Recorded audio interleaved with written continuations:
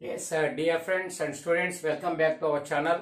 Second PUC Biology, third model paper, and we are now in a third session and question number 22. So 22 means it is a 3 marks question in a part C, and here the question is write any three differences between microsporogenesis and megasporogenesis. Microsporogenesis, megasporogenesis ಅಲ್ಲಿ three differences ಅನ್ನ mention ಮಾಡಬೇಕಾಗಿದೆ. ಒಂದು microsporogenesis, okay, sporogenesis, then megasporogenesis, right? So here we have to write the definition of microsporogenesis, megasporogenesis. That is one good difference between these two. So what we can write here during microsporogenesis, ಇಲ್ಲೇ ನಡೀತಿರುತ್ತೆ anther ಒಳಗಡೆ microsporangium ಅಲ್ಲಿ microspore mother cell ಅಥವಾ pollen mother cells ಇದಾವೆ. ಇವು meiosis ಹೋಗ್ತವೆ. Meiosis ಹೋಗಿ ಒಂದೊಂದು microspore mother cell 4 haploid cells ಅನ್ನ ಉತ್ಪತ್ತಿ ಮಾಡುತ್ತೆ. ಸೊ ಈ ತರ ಬಂದಂತ ಹ್ಯಾಪ್ಲಾಯ್ಡ್ ಸೆಲ್ಸ್ ಮುಂದೆ ಮೈಕ್ರೋಸ್ಪೋರ್ ಅಥವಾ ಪೋಲನ್ ಗ್ರೈನ್ಸ್ ಆಗ್ತವೆ. ಈ ಪ್ರೋಸೆಸ್ಗೆ ಮೈಕ್ರೋಸ್ಪೋರೋಜೆನೆಸಿಸ್ ಅಂತಾರೆ. ಅದಕ್ಕೆ ನಾವೇನ್ ಮಾಡಬೇಕು? So this is a formation, okay. So formation of microspores, okay, microspores, okay, microspores nothing but pollen grains ಅಂತ ಬೇಕಾದ್ರೆ ಅನ್ಕೋಬಹುದು. Okay, from pollen mother cells, okay, pollen mother cells in anther ಅಥವಾ in microsporangium of anther ಅಂತ, microsporangium of anther. So ಇದು ಒಂದು process ನ definition ಬರ್ದಂಗ ಆಯ್ತು. Same definition ಇಲ್ಲಿ ನಾವು ಇದಕ್ಕೆ ಬರೀತಾ ಇದೀವಿ. ಇದೇನಿದು the process of same to ಬರೀತಾ ಇದೀರ formation, okay. So formation of megaspores, okay, megaspores, okay, from what? From megaspore mother cell, okay, ಅಲ್ಲಿ pollen mother cell ಆದ್ರೆ ಇಲ್ಲಿ megaspore mother cell in a nucellar tissue, okay. So in a nucellar tissue, okay, of ovule, right? So ಇದು ಒಂದು major definition ಬರೀತೀರಿ. ಇನ್ನು ಎರಡನೇ definition ಅಲ್ಲಿ ಏನಂತ ಇಲ್ಲಿ, so many microspore mother cell differentiates into the functional cells. Many ಅಂದ್ರೆ ಇಲ್ಲಿ ಬಹಳಷ್ಟು ಮೈಕ್ರೋಸ್ಪೋರ್ ಮದರ್ ಸೆಲ್ಗಳು ಉತ್ಪತ್ತಿ ಆಗ್ತವೆ ಅಥವಾ ಮೈಕ್ರೋಸ್ಪೋರ್ ಮದರ್ ಸೆಲ್ಸ್ ಫಾರ್ಮೇಶನ್ ಆಗ್ತವೆ. ಇಲ್ಲಿ ಒಂದೇ ಒಂದು ಆರ್ಕಿಸ್ಪೋರಿಯಲ್ ಸೆಲ್ ಫಂಕ್ಷನಲ್ ಸೆಲ್ ಆಗುತ್ತೆ. ಹಾಗಾಗಿ ಇದು ಒಂದು ಒಳ್ಳೆ ಡಿಫರೆನ್ಸ್ ಅನ್ನ ನಾವು ಬರೀ many, okay, many microspore mother cell ಅಥವಾ pollen mother cell cells are differentiated. So differentiated, okay. So ಇದು ಬಂದ್ರೆ ಬಟ್ ಇಲ್ಲಿ ಹಂಗಾಗೋದಿಲ್ಲ. ಇಲ್ಲಿ only one, okay, megaspore mother cell is differentiated. So ಇದು ಗೊತ್ತಾಗಿದೆ ಅಂತ ಅನ್ಕೋತೀನಿ. ಇಲ್ಲಿ ಏನು ಆಂಥರ್ ಒಳಗಡೆ ಮೈಕ್ರೋಸ್ಪೊರಾಂಜಿಯಂ ಇದೆ, ಮೈಕ್ರೋಸ್ಪೊರಾಂಜಿಯಂ ಸ್ಪೋರೋಜೆನಿಕ್ ಟಿಶ್ಯೂ ಇದೆಯೋ ಅದ್ರಲ್ಲಿ ಬೇಕಾಷ್ಟು ಡಿಪ್ಲಾಯ್ಡ್ ಸೆಲ್ಸ್ ಎಲ್ಲ ಮೈಕ್ರೋಸ್ಪೋರ್ ಮದರ್ ಸೆಲ್ ಕೆಲಸ ಮಾಡ್ತವೆ. ಬಟ್ ಇಲ್ಲಿ ಒಂದು ಮಾತ್ರ ಮೆಗಾಸ್ಪೋರ್ ಮದರ್ ಸೆಲ್ ಕೆಲಸ ಮಾಡ್ತವೆ ಅಂತ, ಓಕೆ, ರೈಟ್. ನೆಕ್ಸ್ಟ್ ಇಲ್ಲಿ after meiosis 4 haploid cells, 4 haploid cells R produced, okay, R produced from each pollen mother cell, okay. So from each pollen mother cell and all are, okay, functional. ಎಲ್ಲರೂ ಕೂಡ functional ಆಗ್ತಾರೆ. 4 haploid cells ಬರ್ತವೆ, 4 ಕೂಡ function ಆಗ್ತವೆ. ಇಲ್ಲೇನಾಗುತ್ತೆ 4 haploid cells, 4 haploid cells are formed. ಇಲ್ಲೂ ಕೂಡ 4 haploid cells ಬರ್ತವೆ. ಲೀನಿಯರ್ ಟೆಟ್ರಾಡ್ ಅಲ್ಲಿ ಇಲ್ಲಿ ಟೆಟ್ರಾಡ್ ಆಗಿರುತ್ತೆ, ಇಲ್ಲಿ ಲೀನಿಯರ್ ಟೆಟ್ರಾಡ್ ಜೋಡಿಸ್ಕೊಂಡಿರ್ತಾವಲ್ವಾ. So from each megaspore mother cell and only one is functional. ಒಂದು ಮಾತ್ರ ಫಂಕ್ಷನಲ್ ಆಗುತ್ತೆ, ಇನ್ನೊಂದು 3 ಡಿಜೆನರೇಟ್ ಆಗ್ತವೆ ಅಂತ ನಿಮಗೆ ಗೊತ್ತಿದೆ. ಸೊ ಇದು ಒಂದು ಮೇಜರ್ ಡಿಫರೆನ್ಸ್ ಅನ್ನ ಬರೀಬೇಕು. ಇನ್ನು ಒಂದು ಎಕ್ಸ್ಟ್ರಾ ಇರಲಿ, ಓಕೆ, ಇಲ್ಲಿ 3 ಮಾರ್ಕ್ಸ್ 3 ಸಾಕು. ಮತ್ತೆ ಇನ್ನೊಂದು ಬೇಕಾದ್ರೆ ನಾವು ಎಕ್ಸ್ಟ್ರಾ ಒಂದು ನೋಟ್ ಮಾಡಿದ್ರೆ ಒಳ್ಳೇದು, ಯಾಕಂದ್ರೆ ಬೇಕಷ್ಟಿದೆ ಬರೆಯಕ್ಕೆ ಏನಂತೆ. So it occur in the anther, it occur in the microsporangium of anther. So ಇದು ಆಂಥರ್ ಅಲ್ಲಿ ನಡೀತೈತೆ. It occur in the ovule, ಅದನ್ನ ಬೇಕಾದ್ರೆ ಒಂದನ್ನ ಮೆನ್ಷನ್ ಮಾಡಬಹುದು. ಹೀಗೆ ನೀವು ನೋಟ್ ಮಾಡಿದ್ರೆ ಬೇಕಷ್ಟು ಬೇರೆಯವ್ರನ್ನ ಕೂಡ ಐಡೆಂಟಿಫೈ ಮಾಡಬಹುದು, ಓಕೆ. ಸೊ ಹೀಗೆ ಮೆನ್ಷನ್ ಮಾಡ್ಕೊಳ್ಳಿ. 3 ಮಾರ್ಕ್ಸ್ಗೆ ಇಷ್ಟು ಸಾಕು ಅನ್ಸುತ್ತೆ, okay. Yes, what is our next question? Yes ನಾವು 23rd ಕ್ವಶನ್. 23rd ಕ್ವಶನ್ ಇಲ್ಲಿ ಹೇಗಿದೆ ಅಂತ ಒಂದ್ಸರಿ ನೋಡ್ಬಿಡೋಣ. ರೈಟ್, 23rd ಕ್ವಶನ್ ನೋಡಿ. DNA is better genetic material than RNA. Justify the statement with any three comparative reasons ಅಂತ ಹೇಳಿದ್ದಾರೆ. So DNA is better genetic material. DNA is better genetic material than RNA. ನೋಡಿ, ಅದಕ್ಕೆ ನಾವು ಯಾವ್ದಾದ್ರು 3 points ಅನ್ನ note ಮಾಡಬೇಕು. ಅದಕ್ಕಾಗಿ ಹೆಡ್ಡಿಂಗ್ ಅಲ್ಲಿ DNA is more stable genetic material or better genetic material when compared to the RNA ಅಂತಕ್ಕಂಥದ್ದನ್ನ heading ಹಾಕೋಣ. DNA is more better genetic material so than the RNA. Okay, so ಏನದು DNA is better genetic material ಹಾಕಿ ಏನೇನು ಇರಬೇಕು ಅಂತ. ಮೊದಲನೇದು, so DNA it is A more stable molecule. DNA it is a more stable molecule ಅಂತಕ್ಕಂಥದ್ದು ಬಹಳಷ್ಟು important. It is a DNA is a one point ಮಾಡೋಣ. DNA is a less reactive. Okay, ಬೇಗ chemical reaction ಭಾಗವಹಿಸಲ್ಲ. And more stable. Okay, more stable molecule when compare to RNA. ಅದು ಮೊದಲನೇ point ಅನ್ನ ಮಾಡ್ಕೊಳ್ಳೋಣ. ಇನ್ನು ಏನಕ್ಕಿದು ಅಂತಂದ್ರೆ RNA is not such a stable molecule. So okay, due to presence of okay 2' OH group okay in RNA okay it is a reactive. Okay, it is a reactive group. 2' OH is a reactive group. Okay, the reactive group which make the RNA to more liable to change its structure easily. So it helps or it is responsible for the easily changing of the structure by RNA. RNA ಸುಲಭವಾಗಿ ತನ್ನ structure ಕಳ್ಕೊಳ್ಳಕ್ಕೆ ಇದು ಕಾರಣ ಆಗುತ್ತೆ. ಇದು ಒಂದು point ನಾವು note ಮಾಡಬೇಕು. ಇದು ನಿಮಗೆ ಗೊತ್ತಿರ್ಬೇಕಂತ ಅನ್ಸುತ್ತೆ. ಓಕೆ, ನಮ್ಮ ಪೆಂಟೋಸ್ ಶುಗರ್ ನ ನೀವು ನೋಡ್ಕೊಂಡ್ರೆ ಈ ಪೆಂಟೋಸ್ ಶುಗರ್ ಅಲ್ಲಿ ಕಾರ್ಬನ್ 1 ಕಾರ್ಬನ್ 2 ಆದ್ರೆ ಇದು 2' ರೀಜನ್. ಇಲ್ಲಿ OH ಗ್ರೂಪ್ ಇರುತ್ತೆ. ಇಲ್ಲಿ RNA ಶುಗರ್ ಅಥವಾ ರೈಬೋಸ್ ಶುಗರ್ ಅಲ್ಲಿ ಈ 2' OH ಇರೋದ್ರಿಂದ it is more liable to change the structure or take part in chemical reaction because it is a reactive group. So ಅದು ಒಂದು ಪಾಯಿಂಟ್ ಅನ್ನ ನಾವು ನೋಟ್ ಮಾಡಬೇಕು. Right, so therefore we can support this statement by another point, that is DNA provides a scope for slow changes, that is called mutation, which is essential for evolution of the species, but RNA mutate faster than the DNA. ಇನ್ನು ಮೂರನೇ point ಏನ್ ಹೇಳ್ಬೋದು ಅಂತ, ಮೊದಲದು ತುಂಬಾ less reactive ಮತ್ತೆ stable ಆಗಿರುತ್ತೆ ಅನ್ನೋದು. ಎರಡನೇದು, ಸೊ ಇದು ಕೂಡ ಮ್ಯೂಟೇಷನ್ಗೆ ಸ್ಕೋಪ್ ಕೊಡುತ್ತೆ, ಆದ್ರೆ ಎವಲ್ಯೂಷನ್ ಬೇಕಾದಷ್ಟು ಮಾತ್ರ ಸಡನ್ ಚೇಂಜ್ ಮಾಡ್ಕೊಳ್ಳೋದು ಅಥವಾ RNA ಫಾಸ್ಟರ್ ಮ್ಯೂಟೇಷನ್ ಆಗಲ್ಲ ಅನ್ನೋದು. ಇನ್ನು ಮೂರನೇದೇನಪ್ಪ ಅಂದ್ರೆ presence of thymine group instead of uracil, it imparts, it gives stability, more stability to the DNA molecule. Okay, so ಅದೊಂದು. ಹಾಗಾಗಿ presence of thymine, okay, thymine group, okay, instead of uracil. Okay, uracil confers, okay, confers ಕೊಡುತ್ತದೆ. Okay, confers more stability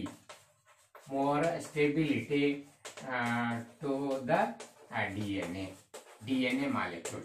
So this is one more important point we can note. So ನೋಡಿ, ಇವು ಬಹಳಷ್ಟು major ಆಗಿ note ಮಾಡಬಹುದು. ಇದ್ರ ಜೊತೆಗೆ DNA it is a double stranded but RNA is a single stranded. So ಆಮೇಲೆ DNA ಮತ್ತು RNA ಅಲ್ಲಿ ಸೊ ಪ್ಯೂರಿನ್ಸ್ ಮತ್ತೆ ಪಿರಿಮಿಡಿನ್ಸ್ ನಡುವೆ ಸ್ಟೆಬಿಲಿಟಿ ಇದೆ, ಬಟ್ RNA ಅಲ್ಲಿ ಪ್ಯೂರಿನ್ಸ್ ಪಿರಿಮಿಡಿನ್ಸ್ ನಡುವೆ ಸ್ಟೆಬಿಲಿಟಿ ಇಲ್ಲ ಅಂತಕ್ಕಂಥದ್ದು. ಇವನು ಕೂಡ ಅಡಿಷನಲ್ ಪಾಯಿಂಟ್ಸ್ ಆಗಿ ನಾವು ನೋಟ್ ಮಾಡಬಹುದು. ಏನ್ ಹೌ ಇವು ಮೇಜರ್ ಪಾಯಿಂಟ್ಸ್ ಅನ್ನು ನೋಟ್ ಮಾಡ್ಕೊಂಡು DNA is better genetic material compare to the RNA. So ಈ 3 ಪಾಯಿಂಟ್ಸ್ ಅನ್ನ ಇಂಪಾರ್ಟೆಂಟ್ ನೋಟ್ ಮಾಡಬಹುದು. 3 ಮಾರ್ಕ್ಸ್ಗೆ 3 ಪಾಯಿಂಟ್ಸ್ ಸಾಕಾಗುತ್ತೆ. Right, so what is our next question, that is 24th question ಅಂತ ನೋಡೋಣ ಬನ್ನಿ. ಓಕೆನಾ? Right, yes, 24th question is like this. Differentiate between active immunity and passive immunity. ಒಳ್ಳೆ ಕ್ವಶನ್ ಯಾವಾಗಲೂ ಕೇಳ್ತಾರೆ. Okay, so active immunity, right, so active immunity ಮತ್ತೆ passive immunity. Yes,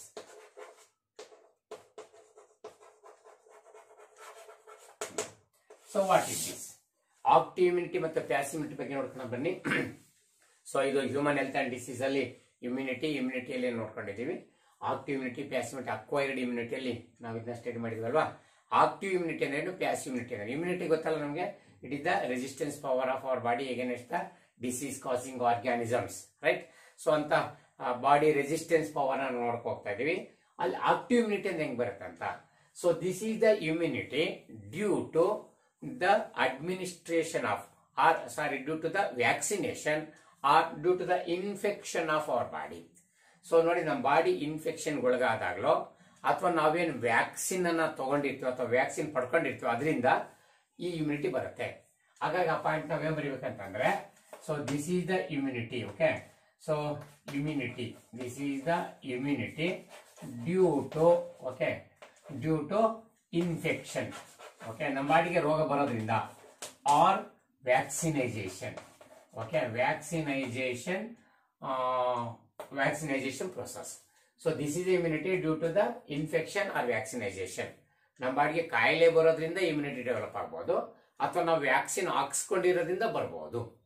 so ಇಲ್ಲಿ ಇಲ್ಲಿ ಏನ್ ಬರೀಬಹುದು ಕಾಂಟ್ರಾಸ್ಟ್ ಆಗಿ ಅಂತಂದ್ರೆ, this is the immunity. Okay, so this is the immunity due to administration of, ನೋಡಿ administration, okay, administration of performed antibodies, performed ಅಥವಾ readymade ಅಂತ ಬೇಕಾದ್ರೆ. So readymade antibodies. Okay, so antibodies ಇದು ಮೇಜರ್ ಡಿಫರೆನ್ಸ್ ಬರೀಬೇಕು. ಇಲ್ಲಿ ಈ ಇಮ್ಯುನಿಟಿ ನಮ್ಗೆ ಯಾಕೆ ಬಾಡಿಯಲ್ಲಿ ಬರುತ್ತಪ್ಪ ಅಂದ್ರೆ, ನಾವು ಯಾವುದೇ ಕಾಯಿಲೆಗೆ ಬಿದ್ದಾಗ ಆವಾಗ ನಮ್ಮ ಬಾಡಿ ಆ ಇಮ್ಯುನಿಟಿನ ಡೆವಲಪ್ ಮಾಡ್ಕೋಬಹುದು, ಅಥವಾ ಅದಕ್ಕೆ ಪರ್ಟಿಕ್ಯುಲರ್ ವ್ಯಾಕ್ಸಿನ್ ಹಾಕೊಂಡಿದ್ರೆ ಆ ವ್ಯಾಕ್ಸಿನ್ ಇಂದ ಇಮ್ಯುನಿಟಿ ಡೆವಲಪ್ ಆಗ್ಬಹುದು. ಬಟ್ ಇಲ್ಲಿ ಹಂಗಾಗಲ್ಲ. ಇಲ್ಲಿ ನಾವು ಆಂಟಿಬಾಡಿ ಹೊರಗಡೆನೆ ತಯಾರಾಗ್ತವೆ. ಹೊರಗಡೆ ತಯಾರಾಗ್ಬಿಟ್ಟು ಆ ರೆಡಿಯಾಗಿರೋ ಆಂಟಿಬಾಡಿ ಪರ್ಫಾರ್ಮ್ಡ್ ಆಂಟಿಬಾಡೀಸ್ ಒಳಗೆ ಇಂಜೆಕ್ಟ್ ಮಾಡ್ಕೊತೀವಿ, ಅಡ್ಮಿನಿಸ್ಟ್ರೇಷನ್ ಮಾಡ್ಕೊತೀವಿ, ಒಳಗೆ ಸೇರಿಸ್ಕೊತೀವಿ.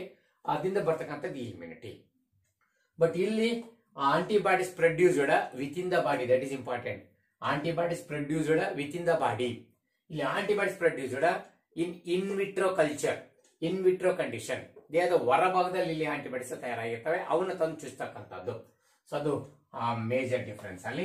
ಇನ್ನು ಎರಡನೇದು ಏನಪ್ಪಾ ಇದರಲ್ಲಿ ಗುರುತಿಸ್ತಕ್ಕಂಥದ್ದಂದ್ರೆ, so here for the purpose of production of antibodies within our body, the lymphocytes are involved in the process. Okay, ಇಲ್ಲಿ ನಮ್ಮ ಬಿ ಲಿಂಫೋಸೈಟ್ಸ್ ಅಲ್ಲಿ ಪ್ಲಾಸ್ಮಾ ಸೆಲ್ಸ್ ಏನಿದಾವಲ್ಲ, ಈ ಪ್ಲಾಸ್ಮಾ ಸೆಲ್ಸ್ ಇಂದ ಆಂಟಿಬಾಡೀಸ್ ತಯಾರಾಗಬೇಕು. ಹಾಗಾಗಿ ಲಿಂಫೋಸೈಟ್ಸ್ ಭಾಗವಹಿಸ್ತವೆ ಇದರಿಗೆ ಅಂತ. ಓಕೆ, ಹಾಗಾಗಿ lymphocytes, okay, involved in the process, involved in the process. So ಇಲ್ಲಿ lymphocytes ಇಲ್ಲದೆ ನಮ್ಮ ಬಾಡಿಯಲ್ಲಿ ಆಂಟಿಬಾಡಿ ತಯಾರಾಗಿ ಬರಲ್ಲ. ಹಾಗಾಗಿ ಬಿ ಲಿಂಫೋಸೈಟ್ಸ್ ಅಲ್ಲಿ ಪ್ಲಾಸ್ಮಾ ಸೆಲ್ಸ್ ಬರಬೇಕು. ಹಾಗಾಗಿ ಲಿಂಫೋಸೈಟ್ಸ್ ಭಾಗವಹಿಸ್ತವೆ. ಇಲ್ಲೇನಿಲ್ಲ, ಇಲ್ಲ ಆಲ್ರೆಡಿ ಹೊರಗಡೆ ತಯಾರು ಮಾಡ್ಕೊಂಡು ತಂದು ಹಾಕಿರೋದ್ರಿಂದ, ಆಂಟಿಬಾಡಿ ರೆಡಿ ಆಗಿರೋ ತಂದು ಹಾಕೋದ್ರಿಂದ ಇಲ್ಲಿ lymphocytes are not involved here. Lymphocytes are not involved. So ಇದು ಒಂದು ಗುರುತಿಸಬಹುದು. ಓಕೆ, ನೆಕ್ಸ್ಟ್ ಮೂರನೇದು ಏನ್ ಡಿಫರೆನ್ಸ್ ಮಾಡಬಹುದು ಆಕ್ಟಿವ್ ಇಮ್ಯುನಿಟಿ ಅಂದ್ರೆ, so active immunity it is delay in response. ಯಾಕಂದ್ರೆ ಬಾಡಿಯಲ್ಲೇ ತಯಾರಾಗೋದ್ರಿಂದ ಸ್ವಲ್ಪ ಡಿಲೇ ಆಗುತ್ತೆ. ಸೊ ಡಿಲೇ ಇನ್ ರೆಸ್ಪಾನ್ಸ್ ಅಂತ ಅನ್ನೋದು ಒಂದು ಪಾಯಿಂಟ್ ಹೆಸರು ಒಳ್ಳೇದಾಗುತ್ತೆ, ಡಿಲೇ ಇನ್ ರೆಸ್ಪಾನ್ಸ್. ಸೊ ನಿಧಾನಕ್ಕೆ ರೆಸ್ಪಾನ್ಸ್ ಕೊಡುತ್ತೆ. ಯಾಕಂದ್ರೆ ಎಲ್ಲ ಸ್ಟಿಮ್ಯುಲೇಷನ್ ಆಗಬೇಕು ಅಂದ್ರೆ ಎಲ್ಪಾ ಟಿ ಸೆಲ್ಸ್ ಹೋಗಿ ಪ್ಲಾಸ್ಮಾ ಬಿ ಸೆಲ್ಸ್ ಹೇಳಿ ಅವು ಪರ್ಟಿಕ್ಯುಲರ್ ಸ್ಪೆಸಿಫಿಕ್ ಆಂಟಿಬಾಡಿಗಳನ್ನ ತಯಾರು ಮಾಡಿ ಅನ್ ಆರ್ಮಿ ಆಫ್ ಪ್ರೋಟೀನ್ಸ್ ಅವನ್ನ ರಿಲೀಸ್ ಮಾಡಿ ಅವು ಆರ್ಗನ್ ಆಫ್ ಟಾರ್ಗೆಟ್ ಸೆಲ್ಸ್ ಹತ್ರ ಹೋಗಿ ಅಲ್ಲಿ ಫೈಟ್ ಮಾಡಬೇಕಾಗತ್ತೆ. ಇದಕ್ಕೆಲ್ಲ ಟೈಮ್ ತಗೊಳುತ್ತೆ ಅಂತ. ಇಲ್ಲಿ ಆಲ್ರೆಡಿ ರೆಡಿಮೇಡ್ ಅನ್ನೇ ನಾವು ಚುಚ್ಚಿರೋದ್ರಿಂದ ಸೊ ಇದು ಕ್ವಿಕ್ ರೆಸ್ಪಾನ್ಸ್. ಇದು ಸೊ ಬೇಗನೆ ರೆಸ್ಪಾನ್ಸ್ ತೋರಿಸ್ಬೇಕು, ಕ್ವಿಕ್ ರೆಸ್ಪಾನ್ಸ್. ಓಕೆ, ಇದು ಕ್ವಿಕ್ ರೆಸ್ಪಾನ್ಸ್ ಅನ್ನ ತೋರಿಸುತ್ತೆ. ಅದೊಂದು ಮೇಜರ್ ಡಿಫರೆನ್ಸ್ ಅನ್ನ ತಗೋಬಹುದು. ಆಮೇಲೆ ಇಟ್ ಲೈವ್ಸ್ ಲಾಂಗರ್ ಅಂತ, ಲಾಸ್ಟಿಂಗ್ ಲಾಂಗರ್ ಅಂತ ಬರೆದ್ರೆ ಒಳ್ಳೆ ಚೆನ್ನಾಗಿರುತ್ತೆ. ಓಕೆ, ಇಟ್ ಲಾಸ್ಟಿಂಗ್ ಲಾಂಗರ್, ಬಹಳ ದಿನ ಇದು ನಮ್ಮ ಬಾಡಿಯಲ್ಲಿ ಕೆಲಸ ಮಾಡ್ತಿರುತ್ತೆ. ಅದು ಆಕ್ಟಿವ್ ಇಮ್ಯುನಿಟಿ ಅಂದ್ರೆ ಬಹಳ ದಿನ ಕೆಲಸ ಮಾಡ್ತಿರುತ್ತೆ. ಇದಿಲ್ಲ, ಇಟ್ ಶಾರ್ಟ್ ಲೀವ್ಡ್, ಇದು ಅತ್ಯಂತ ಕಡಿಮೆ ಕಾಲ, ಎಲ್ಲಿ ತನಕ ನಾವು ಹಾಕಿರೋ ಆಂಟಿಬಾಡೀಸ್ ಆಕ್ಟಿವ್ ಆಗಿರ್ತೋ ಅಲ್ಲಿ ತನಕ ಅಷ್ಟೇನೆ. ಇದು ಶಾರ್ಟ್ ಲೀವ್ಡ್ ಅಂತ ಇದೊಂದು ಚೆನ್ನಾಗಿರುತ್ತೆ ಡಿಫ್ರೆನ್ಸ್. ಓಕೆನಾ. ಮತ್ತೆ ಏನ್ ಹೇಳ್ಬೋದು, ಇಲ್ಲಿ ಆಕ್ಟಿವಿಟಿಯಲ್ಲಿ ಆಂಟಿಬಾಡೀಸ್ ವಿತ್ ಇನ್ ದ ಬಾಡಿಯಲ್ಲೇ ತಯಾರಾಗೋದ್ರಿಂದ ಯೂಶುವಲಿ ದ ಸೈಡ್ ಎಫೆಕ್ಟ್ಸ್ ತುಂಬಾ ಇಲ್ಲ ಅನ್ಬೋದು. Okay, almost no side effects. Okay, ಹಾಗಾಗಿ ನೋ ಸೈಡ್ ಎಫೆಕ್ಟ್ಸ್ ಅಂತ ಬರೀಬಹುದು. Side effects. ಓಕೆ, ಇಲ್ಲಿ ಸೈಡ್ ಎಫೆಕ್ಟ್ಸ್ ಸುಲಭವಾಗಿ ಏನು ಬರಲ್ಲ, ಯಾಕಂದ್ರೆ ಬಾಡಿಯಲ್ಲೆಲ್ಲ ತಯಾರಾಗ್ತಿರೋದ್ರಿಂದ. ಸೊ ಇದು maybe some side effects. Okay, maybe some side effects. So ಈ ತರ ಏನಾದ್ರು ಬೇರೆ ಅಡಿಷನಲ್ ಪ್ರಾಬ್ಲಮ್ ದಾರಿ ಆಗ್ಬೋದು ಇಲ್ಲಿ ಅಂತ. ಸೊ ಈ ತರ ನೋಟ್ ಮಾಡ್ಬೋದು ನೋಡ್ರಿ. ಆಕ್ಟಿವಿಟಿ ಪ್ಯಾಸಿವಿಟಿ ಸಾಮಾನ್ಯ most of the important question ಕೇಳ್ತಿರ್ತಾರೆ. ಹಾಗಾಗಿ ಇಷ್ಟನ್ನ ನೋಟ್ ಮಾಡಕ್ ಸಾಧ್ಯ ಅಂತ ನಾನು ಅನ್ಕೋತೀನಿ, ಆಕ್ಟಿವಿಟಿ ಮತ್ತೆ ಪ್ಯಾಸಿವಿಟಿ ಒಳಗಡೆ. ಓಕೆ, ಆಮೇಲೆ ಇದು it provide immunity for many types of diseases. ಬಹಳಷ್ಟು ಡಿಸೀಸ್ಗೆ ಇದು ಅಂದ್ರೆ ಬಹಳಷ್ಟು ಡಿಸೀಸ್ಗೆ ಇದು ಕೊಡ್ಬೋದು. ಬಟ್ ಇದು ಸ್ಪೆಸಿಫಿಕ್, ಯಾವ ಡಿಸೀಸ್ಗಾಗಿ ವ್ಯಾಕ್ಸಿನ್ ಕೊಟ್ಟಿದ್ವೋ ಆಂಟಿಬಾಡೀಸ್ ಅದಕ್ಕೆ ಮಾತ್ರ ಕೆಲಸ ಮಾಡುತ್ತೆ ಅಂತ. ಹಾಗಾಗಿ ಇಲ್ಲಿ ಬಾಡಿ ಇನ್ಫೆಕ್ಷನ್ ಆದಾಗ ಬಾಡಿನೇ ತಯಾರು ಮಾಡ್ಕೊಂಡಿರುತ್ತೆ. ವ್ಯಾಕ್ಸಿನ್ ಇಂದ ಒಂದ್ಕಾದ್ರೆ ಬಾಡಿ ತಯಾರು ಮಾಡೋದು ಬೇರೆ ಬೇರೆ ಕಡೆ ಕೆಲಸ ಮಾಡ್ತಿರುತ್ತೆ. ಹಾಗೆ ಅದೊಂದು ಮಾಡಬಹುದು. ಓಕೆ, ಎನಿಹೌ ಇಷ್ಟೊಂದು ಮೇಜರ್ ಡಿಫರೆನ್ಸಸ್ ಅನ್ನ ನಾವು ನೋಟ್ ಮಾಡಬಹುದು. So come to the 25th question. Yes, 25th question is like this, one of the important question. Okay, explain briefly any 3 features of cloning vectors. Okay, so features of cloning vectors keldivi. Okay, features of cloning vectors. Cloning vectors, right? So cloning vectors ದಯವಿಟ್ಟು ನಾವು ಇದು exam oriented ಮಾಡ್ತಾ ಇರೋದ್ರಿಂದ question paper solve ಮಾಡ್ತಾ ಇರೋದ್ರಿಂದ ಇಲ್ಲಿ ಯಾವುದೋ ಒಂದು ಕಾನ್ಸೆಪ್ಟ್ ಅನ್ನ ಡೆಪ್ತ್ ಆಗಿ ಹೋಗೋದಿಲ್ಲ. ಎಕ್ಸಾಮ್ ಏನ್ ಬೇಕು ಅದನ್ನ ಮಾತ್ರ ಇಲ್ಲಿ ಟೆಸ್ಟ್ ಮಾಡ್ತಾ ಇದೀವಿ. ಅದಕ್ಕೆ ನಾನು ಮತ್ತೆ ಜ್ಞಾಪಿಸ್ತಾ ಇರ್ತೀನಿ, ಇದು ಡೆಪ್ತ್ ಇನ್ಫಾರ್ಮೇಶನ್ ಎಕ್ಸಾಮಿನೇಷನ್ ಮಾತ್ರ ಕೊಡ್ತಕ್ಕಂಥದ್ದು ಗೊತ್ತಿರಲಿ ನಿಮಗೆ ದಯಮಾಡಿ. Okay, so what are the feature of cloning vector ಅಂದ್ರೆ ಫಸ್ಟ್ ನಾವು ಕ್ಲೋನಿಂಗ್ ವೆಕ್ಟರ್ ನ ಡ್ರಾ ಮಾಡೋಣ ಒಂದು. ಎಸ್, ಕ್ಲೋನಿಂಗ್ ವೆಕ್ಟರ್ಸ್ ಅಂದ್ರೆ ನಮಗೆಲ್ಲ ಗೊತ್ತಿದೆ. ಸೊ ದಿಸ್ ಈಸ್ ಏನು circular double stranded DNA that is used as a vector between the organ of choice and a host cell. So in order to transfer our gene of interest, in order to make it a copy or a cloning in the host cell to get the gene product. So ಅದು ನಮಗೆಲ್ಲ ಗೊತ್ತಿರ್ತಕ್ಕಂಥದ್ದೇನೆ. ಈಗ ಈ cloning vector ಆಗಿ face mid, ಕಾಸ್ಮಿಡ್, okay, ಬ್ಯಾಕ್ಟೀರಿಯೋಫೇಸಸ್, ಪ್ಲಾಸ್ಮಿಡ್ಗಳನ್ನ ಬಳಸ್ತಾ ಇದೀವಿ ಅಂತ ಗೊತ್ತಿದೆ. ಈಗ ನಮಗೆ ಪ್ಲಾಸ್ಮಿಡ್ ಬಳಸ್ತಕ್ಕಂಥದ್ದು PBR 322 ನಮಗೆಲ್ಲ ಗೊತ್ತಿರ್ತಕ್ಕಂಥಲ್ವಾ. ಸೊ 322 ಇಲ್ಲಿ ಪ್ಲಾಸ್ಮಾ ಆಫ್ ಬೊಲಿವರ್ ಅಂಡ್ ರಾಡ್ರಿಗಜ್. ಸೊ ಅವರು ಐಡೆಂಟಿಫೈ ಮಾಡಿರ್ತಕ್ಕಂಥ ಸ್ಟ್ರೈನ್ ನಂಬರ್ 322. ಸೊ ಬೊಲಿವರ್ ಮತ್ತೆ ರಾಡ್ರಿಗೀಜ್ ತಯಾರು ಮಾಡಿರ್ತಕ್ಕಂಥದ್ದು ಇದು. ಅದಕ್ಕಾಗಿ ನಾವು PBR 322 ಅಂತ ಹೆಸರಿಟ್ಟಿದ್ವಲ್ವಾ. ಸೊ ಇದು ಅತ್ಯುತ್ತಮವಾದ ಒಂದು ಕ್ಲೋನಿಂಗ್ ವೆಕ್ಟರ್ ಬಳಸ್ತಾ ಇರೋದು ನಿಮಗೆಲ್ಲ ಗೊತ್ತಿದೆ. ಇದ್ರೊಳಗಡೆ ಏನೇನು ಫೀಚರ್ಸ್ ಇದೆ, ಫೀಚರ್ಸ್ ಆಫ್ ಕ್ಲೋನಿಂಗ್ ವೆಕ್ಟರ್ ನೋಡ್ತಕ್ಕಂಥದ್ದು. ಈಗ ಇದನ್ನೇನು ಬಳಸ್ತಂತ ನಾನು ಮತ್ತೆ ಹೇಳಿದೆ, ಇದಕ್ಕೆ ನಾವು ನಮ್ಮ ಜೀನ್ ಆಫ್ ಇಂಟ್ರೆಸ್ಟ್ ಅನ್ನ ಹಾಕ್ತಿವಿ. ಎಲ್ಲೋ ಯಾವ್ದಾರೋ ಒಂದು ನಮ್ಗೆ ಬೇಕಾದ ಜೀನ್ ಇದೆ, ಅದನ್ನ ಅಲ್ಲಿಂದ ರೆನ್ಗಳನ್ನ ಬಳಸ್ಕೊಂಡು ರಿಸ್ಟ್ರಿಕ್ಟೆಡ್ ಎಂಡೋನ್ಯೂಕ್ಲಿಯಸ್ ಇಂದ ಅದನ್ನ ಕಟ್ ಮಾಡ್ಕೊಂತ ಇರ್ತೀವಿ. ಹಾಗೆ ಆ ನಿಕ್ಡ್ ಫಾರಿನ್ ಜೀನ್ ಇದೆಯೋ ಅಥವಾ ಆ ಕ್ಲೀವ್ಡ್ ಫಾರಿನ್ ಜೀನ್ ಇದೆಯಲ್ಲ, ಅದೇ ಜೀನ್ ಆಫ್ ಇಂಟ್ರೆಸ್ಟ್ ಅಥವಾ ಏಲಿಯನ್ DNA. ಅದನ್ನ ತಂದು ಇದಕ್ಕೆ ಲಿಗೇಟ್ ಮಾಡ್ತೀವಿ ಅಥವಾ ಇದಕ್ಕೆ ಇನ್ಕಾರ್ಪೊರೇಟ್ ಮಾಡ್ತೀವಿ. ಮಾಡ್ದಾದ್ಮೇಲೆ ರೀಕಂಬಿನೆಂಟ್ DNA ಅಂತ ಕರಿತೀವಲ್ವಾ, ಇದನ್ನ ನಾವು ಹೋಸ್ಟ್ ಸೆಲ್ಗೆ ಹಾಕ್ತಿವಿ. ಹೋಸ್ಟ್ ಸೆಲ್ ಅಲ್ಲಿ ನಾವು ಯಾವ್ದು ಲಿಗೇಟ್ ಮಾಡಿ ಕಟ್ಟಿದ್ವಿ ಇದ್ರ ಜೊತೆಗೆ ಅದು ಕಾಪಿ ಆಗ್ತಾ ಹೋಗುತ್ತೆ. ಬೇಕಾಸ್ ಕಾಪಿ ಆಗಿದ್ರಿಂದ ಜೀನ್ ಪ್ರಾಡಕ್ಟ್ ಅನ್ನ ಪಡ್ಕೊಳ್ತೀವಿ. ಹಾಗಾದ್ರೆ ಆ ಆರ್ಗನ್ ಚಾಯ್ಸ್ ಎಲ್ಲಿಂದ ನಾವು ಜೀನ್ ತರ್ತಿದ್ವು ಅಲ್ಲಿ ಅವನು ಮತ್ತೆ ಯಾವ ಹೋಸ್ಟ್ ಸೆಲ್ ಐತಲ್ಲ ಅವರಿಬ್ಬರ ನಡುವೆ ಇವನು ವೆಕ್ಟರ್ ಆಗಿ ಕೆಲಸ ಮಾಡ್ತಾನೆ. ಅದಕ್ಕಿಂತ ಕ್ಲೋನಿಂಗ್ ವೆಕ್ಟರ್ ಅಂತೀವಿ. ಸಾವಿರಾರು ಕಾಪಿನ ಕ್ಲೋನ್ ಮಾಡ್ಕೊಡೋದ್ರಿಂದ ಕ್ಲೋನಿಂಗ್ ವೆಕ್ಟರ್ ಆಗಿ ಕೆಲಸ ಮಾಡುತ್ತೆ ಅಂತ ಅರ್ಥ. ಇದೆಲ್ಲ ನಮಗೆ ಗೊತ್ತಿದೆ. ಈಗ ಫೀಚರ್ಸ್ ಅನ್ನು ನೋಡ್ಬೇಕಾದ್ರೆ ಫಸ್ಟ್ ಇದ್ರದೊಂದು ಫುಲ್ ಡಯಾಗ್ರಾಮ್ ನಿಮಗೆ ಗೊತ್ತಿದ್ರೆ ಏನಿದೆ ಇದ್ರೊಳಗಡೆ, ಇದೊಂದು double stranded single circular DNA ಅಲ್ವಾ, which is independent of genetic DNA of the bacterial body because it synthesis or duplicates itself ಅಥವಾ ರೆಪ್ಲಿಕೇಟ್ ಇಟ್ ಸೆಲ್ಫ್. ಸೊ ತಾನಾಗಿ ರೆಪ್ಲಿಕೇಟ್ ಮಾಡೋದು ಇದರ ಬಹಳಷ್ಟು ಇಂಪಾರ್ಟೆಂಟ್ ಪ್ರಾಪರ್ಟಿ ಇದೆ. ಸೊ ಇದಕ್ಕೆ ಏನೇನು ಫೀಚರ್ಸ್ ಇದೆಯಪ್ಪ ಅಂದ್ರೆ ಫಸ್ಟ್ ಅಂಡ್ ಫಾರ್ಮೋಸ್ಟ್ ಇದ್ರ ಮೇಲೆ ಇರ್ತಕ್ಕಂಥ ಜೀನ್ಸ್ ಅನ್ನ ನಾವು ಫಸ್ಟ್ ಪರಿಚಯ ಮಾಡ್ಕೊಳ್ಳೋಣ. ಓಕೆ, ಈ ಜೀನ್ಸ್ ಹೋದ್ರೆ ಇದ್ರ ಮೇಲೆ ಆಂಟಿಬಾಡಿ ರೆಸಿಸ್ಟೆಂಟ್ ಜೀನ್ಸ್ ಇದಾವೆ ಇಲ್ಲಿ. ಓಕೆ, ಸೊ ಈ ಆಂಟಿಬಾಡಿ ರೆಸಿಸ್ಟೆಂಟ್ ಜೀನ್ಸ್ ಅಲ್ಲಿ ಎರಡು ಮೇಜರ್ ಇದಾವೆ PBR 322 ನಲ್ಲಿ. ಎರಡೇ ಯಾವಪ್ಪ ಅಂದ್ರೆ ಒಂದು ಆಂಪಿಸಿಲಿನ್ ರೆಸಿಸ್ಟೆಂಟ್ ಜೀನ್ ಈ ಕಡೆ, ಓಕೆ, ಆಂಪಿಸಿಲಿನ್ ರೆಸಿಸ್ಟೆಂಟ್ ಜೀನ್. ಆಮೇಲೆ ಟೆಟ್ರಾಸೈಕ್ಲಿನ್ ರೆಸಿಸ್ಟೆಂಟ್ ಜೀನ್ ಈ ಕಡೆ ಇದೆ, ಓಕೆ. ಇದಾದ್ಮೇಲೆ ಇವೆರಡು ಏನು ಆಂಟಿಬಾಡಿ ರೆಸಿಸ್ಟೆಂಟ್ ಜೀನ್ಸ್ ಇದಾವಲ್ಲ, ಇವು ತುಂಬಾ ಇಂಪಾರ್ಟೆಂಟ್ ಮುಂದೆ. ನೆಕ್ಸ್ಟ್ ಏನು, ಇದ್ರ ಮೇಲೆ ಕ್ಲೋನಿಂಗ್ ಸೈಟ್ಸ್ ಇದಾವೆ ಅಂತ. ಕ್ಲೋನಿಂಗ್ ಸೈಟ್ಸ್ ಗೊತ್ತಿರೋ ಮೊದ್ಲೇನೆ ಇವೆರಡು ಜೀನ್ ಗೊತ್ತಾಗ್ತವೆ ನಮಗೆ, ಆಂಪಿಸಿಲಿನ್ ರೆಸಿಸ್ಟೆಂಟ್ ಜೀನ್ ಮತ್ತೆ ಟೆಟ್ರಾಸೈಕ್ಲಿನ್. ಇದು ಬಿಟ್ರೆ ನೆಕ್ಸ್ಟ್ ಯಾರಂದ್ರೆ ಇಲ್ಲಿ ರೋಪ್ ಐತೆ, ROP, replication of plasmid. So ಈ ಒಂದು ಜೀನ್ ಇದೆ, ರೆಪ್ಲಿಕೇಶನ್ ಹೆಲ್ಪ್ ಮಾಡ್ತಕ್ಕಂಥದ್ದು. ಅದಾದ್ಮೇಲೆ ನೆಕ್ಸ್ಟ್ ಇಲ್ಲಿ ಓರಿ ಇದೆ, ಆರಿಜಿನ್ ಆಫ್ ರೆಪ್ಲಿಕೇಶನ್ ಇದು. ಸೊ ಇದು origin of replication ori gene ಇದೆ. ಹಾಗಾಗಿ 4 ನಮ್ಗೀಗ ಇಲ್ಲೇನು ampicillin resistant gene, tetracycline resistant gene, ಆಮೇಲೆ ರೆಪ್ಲಿಕೇಶನ್ ಆಫ್ ಪ್ಲಾಸ್ಮಿಡ್ ಜೀನ್ ಮತ್ತೆ ಆರಿಜಿನ್ ಆಫ್ ರೆಪ್ಲಿಕೇಶನ್. ಇಷ್ಟು ಇಂಪಾರ್ಟೆಂಟ್ 4 ಜೀನ್ಗಳಿದ್ರೆ ನಿಮಗೆ ಕರೆಕ್ಟ್ ಆಗಿ ಗೊತ್ತಿರಬೇಕಾಗತ್ತೆ. ಅದ್ರೊಳಗಡೆ ಈ ಓರಿ ಇದೆಯಲ್ಲ, ಇದು ಕೆಲಸ ಏನು, ಇದು ಬಹಳಷ್ಟು important. That is the presence of ori, the gene ori, origin of replication gene is very important. One feature that is it possess origin of replication gene, that is ORI.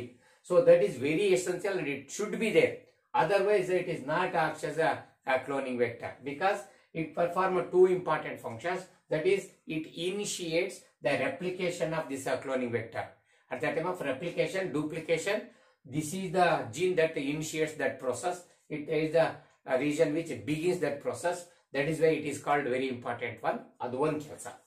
ಎರಡನೇದೇನಪ್ಪ ಅಂದ್ರೆ it is able to clone or multiply the any foreign gene that are ligated, that incorporated to it. ಇದಕ್ಕೆ ಯಾವ್ದಾದ್ರು foreign gene ಅನ್ನ incorporate ಮಾಡಿದ್ರೆ ಅದನ್ನ copy ಮಾಡುತ್ತೆ, ಅದನ್ನ cloning ಮಾಡಿಕೊಡುತ್ತೆ. ಅದನ್ನ ಕಾಪಿ ಮಾಡ್ತಕ್ಕಂಥದ್ದು ಕೂಡ ಇದು ಎರಡನೇ ಕೆಲಸ. ಜೊತೆಗೆ and also it controls the number of copy of that gene. It controls the copy of the that gene. ಅವನ ಎಷ್ಟು ಕಾಪಿ ಮಾಡ್ಬೇಕು ಅದನ್ನ ಕಂಟ್ರೋಲ್ ಮಾಡೋದು ಕೂಡ ಇದು ಬರುತ್ತೆ. ಹಾಗಾಗಿ ಓರಿ ಬಹಳಷ್ಟು ಇಂಪಾರ್ಟೆಂಟ್ ಬೇಕಾಗಿರ್ತಕ್ಕಂಥದ್ದು. That is one feature. ಹಾಗೆ ಪ್ರೆಸೆನ್ಸ್ ಆಫ್ ಓರಿ ಬರೀತೀರಿ, ಇದ್ರ ಬಗ್ಗೆ ನೀವು ಹೇಳಲೇಬೇಕು. Okay, presence of the gene ori, ಅದೇ ಕೆಲಸ ಅಂತ ಹೇಳ್ತೀರಿ. ಅದು ಒಂದು ಫೀಚರ್ ಎಲ್ಲರೂ ಬರೀಬೇಕು. ಇನ್ನು ಎರಡನೇದು ಏನ್ ಬರೀತು ಅಂತಂದ್ರೆ the presence of these 2 antibody resistant jeans. ಇವೆರಡು ಆಂಟಿಬಾಡಿ ರೆಸಿಸ್ಟೆಂಟ್ ಜೀನ್ಸ್ ಯಾಕೆ ಅವೆರಡು ಇಂಪಾರ್ಟೆಂಟ್ ಅಂದ್ರೆ they can be used as selectable markers. Therefore, presence of selectable markers. So selectable markers. ಇವನ್ನ ರೆಗ್ಯುಲರ್ ಕ್ಲಾಸ್ ಅಲ್ಲಿ ನೀವು ಕೇಳಿರ್ಬೇಕು. ಈಗ ರಿವಿಷನ್ ಕ್ಲಾಸ್ ಅಲ್ಲಿ ಎಷ್ಟು ಹೈಲೈಟ್ಸ್ ಬೇಕು ಅಷ್ಟು ಮಾತ್ರ ಹೇಳ್ತಾ ಹೋಗ್ತೀವಿ. ಓಕೆ, ಸೆಲೆಕ್ಟಬಲ್ ಮಾರ್ಕರ್ಸ್ ಅಲ್ಲಿ what are selectable markers? These are the genes that present on the cloning vector that helps to identify the recombinants. So from non-recombinants ಅಥವಾ transformants from non-transformants. So the genes that help us to identify the transformants, transformant host cells from non-transformants. Transformants means which are having foreign gene. The hosts with the foreign gene are called transformants. The hosts without foreign gene, those are called non-transformants. By using these selectable markers, one can identify which are transformant and which are not a transformant. ಅದಕ್ಕೆ steps ಅನ್ನ regular class ಅಲ್ಲಿ ನಾವು explain ಮಾಡಿದ್ವಿ. So ಅಲ್ಲಿ ಕೇಳ್ಕೋಬೇಕು. ಇಲ್ಲಿ ನಮ್ಗೆ ಏನಪ್ಪಾ ಅಂದ್ರೆ selectable markers which help to identify the transformants from non transformants ಅಥವಾ ರಿಕಾಂಬಿನೆಂಟ್ಸ್ ಫ್ರಮ್ ನಾನ್ ರಿಕಾಂಬಿನೆಂಟ್ಸ್ ಅನ್ನೋದನ್ನ ಹೇಳ್ಬೇಕಷ್ಟೇ. Usually ampicillin resistant gene, tetracycline, ampicillin, tetracycline. ಇದು ಬಿಟ್ರೆ ಕ್ಯಾನಾಮೈಸಿನ್ ಮತ್ತೆ ಕ್ಲೋರಾಂಫಿನಿಕಾಲ್ ಕೂಡ ಇದಾವೆ. ಬಟ್ PBR 322 ಆಂಪಿಸಿಲಿನ್ ಮತ್ತೆ ಟೆಟ್ರಾಸೈಕ್ಲಿನ್. ಇದೇ ತರ ಬೇರೆವಾಗಿ ನಾವು ಕ್ಲೋರಾಂಫಿನಿಕಾಲ್ ಮತ್ತೆ ಕ್ಯಾನಾಮೈಸಿನ್ ಕೂಡ ಈ ಸೆಲೆಕ್ಟಬಲ್ ಮಾರ್ಕರ್ ಕೆಲಸಕ್ಕೆ ಬಳಸೋದುಂಟು. ಅದೊಂದು ಕಂಪಲ್ಸರಿ ಇರಬೇಕು. ಇದೊಂದು another important feature the presence of selectable markers. ಇನ್ನ ಮೂರನೇದು presence of cloning vectors, cloning site. Cloning site, ಇದ್ರ ಮೇಲೆ ಕ್ಲೋನಿಂಗ್ ಸೈಟ್ಗಳಿದಾವೆ. ಇಲ್ಲಿ ಕ್ಲೋನಿಂಗ್ ಸೈಟ್ ಲೇಬಲ್ ಮಾಡೋದ್ರಲ್ಲಿ ನಿಮ್ಗೆ ಗೊತ್ತಿದೆ. ಇದು ಕ್ಲಾ ಫಸ್ಟ್ ಅಲ್ವಾ. ನೆಕ್ಸ್ಟ್ ಇಲ್ಲಿ ಹಿಂಡ್ ಥರ್ಡ್ ಇರ್ತಾನೆ. ಇವನು ನಮ್ಮ eco. Okay, eco or first. So ಇಲ್ಲಿ ಇರ್ತಾನೆ. ಅದಾದ್ಮೇಲೆ ಇಲ್ಲಿ hind third. Okay, so hind third ಇರ್ತಕ್ಕಂಥದ್ದು ಅದು ಇಂಪಾರ್ಟೆಂಟ್. ಇನ್ನು ಟೆಟ್ರಾಸೈಕ್ಲಿನ್ ಮೇಲೆ ಇಲ್ಲಿ ಬಾಂಬ್ ಎಚ್ ಫಸ್ಟ್ ಇರ್ತಾನೆ ಅಂತ ನೋಡಿದೀರಿ. ಬಾಂಬ್ ಎಚ್ ಫಸ್ಟ್ ಇರ್ತಕ್ಕಂಥದ್ದು. ಹಾಗೇನೆ ಇದ್ರ ಮೇಲೆ ಸಾಲ್ ಫಸ್ಟ್ ಅಲ್ವಾ, ಸಾಲ್ ಫಸ್ಟ್ ಇರ್ತಾನೆ.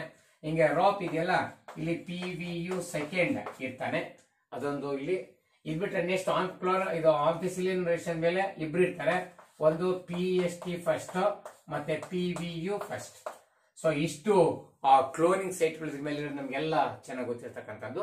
What are these cloning sites?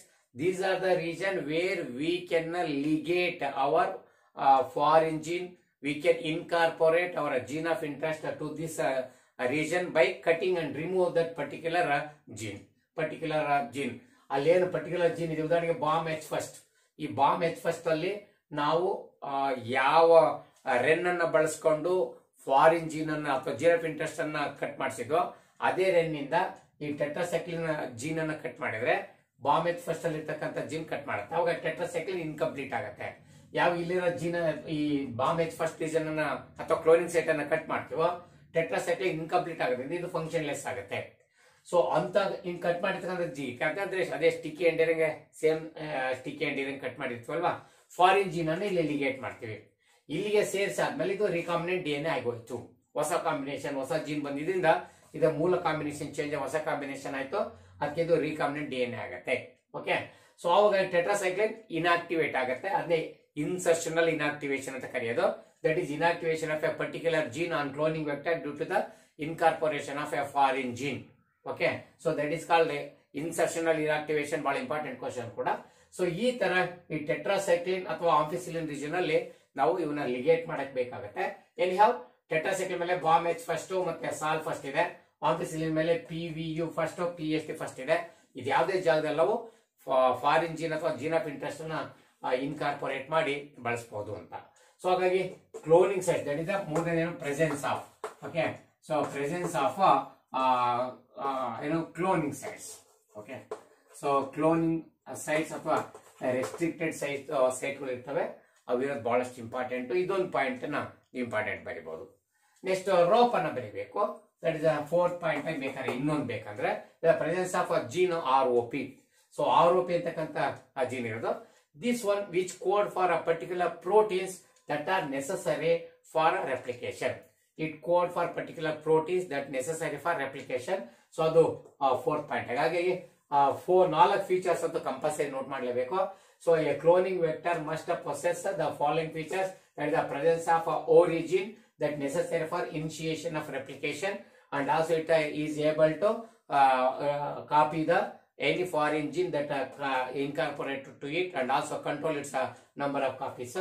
Second one, presence of selectable markers which can be used as a selection of the recombinant hosts from non-recombinant hosts, and then the presence of cloning sets in order to ligate or incorporate our gene of interest to that particular site, and presence of rope gene which helps to code for proteins that necessary for replication. ಮತ್ತೆ ಯಾಕೆ ಹೇಳ್ತೀರ ಅಂದ್ರೆ ಅದಷ್ಟು important ಇರ್ತಕ್ಕಂಥದ್ದು. So ಇದನ್ನು depth ಆಗಿ ಬಹಳ ಚೆನ್ನಾಗಿ ತಿಳ್ಕೊಬೇಕು ರೆಗ್ಯುಲರ್ ಕ್ಲಾಸ್ ಅಲ್ಲಿ. ಇಲ್ಲಿ ಏನ್ ಫ್ಯೂಚರ್ಸ್ ಮಾತ್ರ ಮಾತಾಡೋದ್ರಿಂದ ಅಲ್ಲಿಗೆ ಎಂಡ್ ಮಾಡೋಣ. So then come to the next question. Yes, question number 26 and the last question for 3 marks. So ಏನಿದೆ ಈ ಕ್ವಶನ್ ಇಲ್ಲಿ, suggest the suitable assisted reproductive technology, okay, for the following couple to overcome infertility. So ಇಲ್ಲಿ ಒಂದು couple ಇದೆ, ಅವ್ರಿಗೆ infertility ಇದೆ, ಅಂದ್ರೆ ಇವ್ರಿಗೆ ಮಕ್ಕಳು ಆಗಿಲ್ಲ.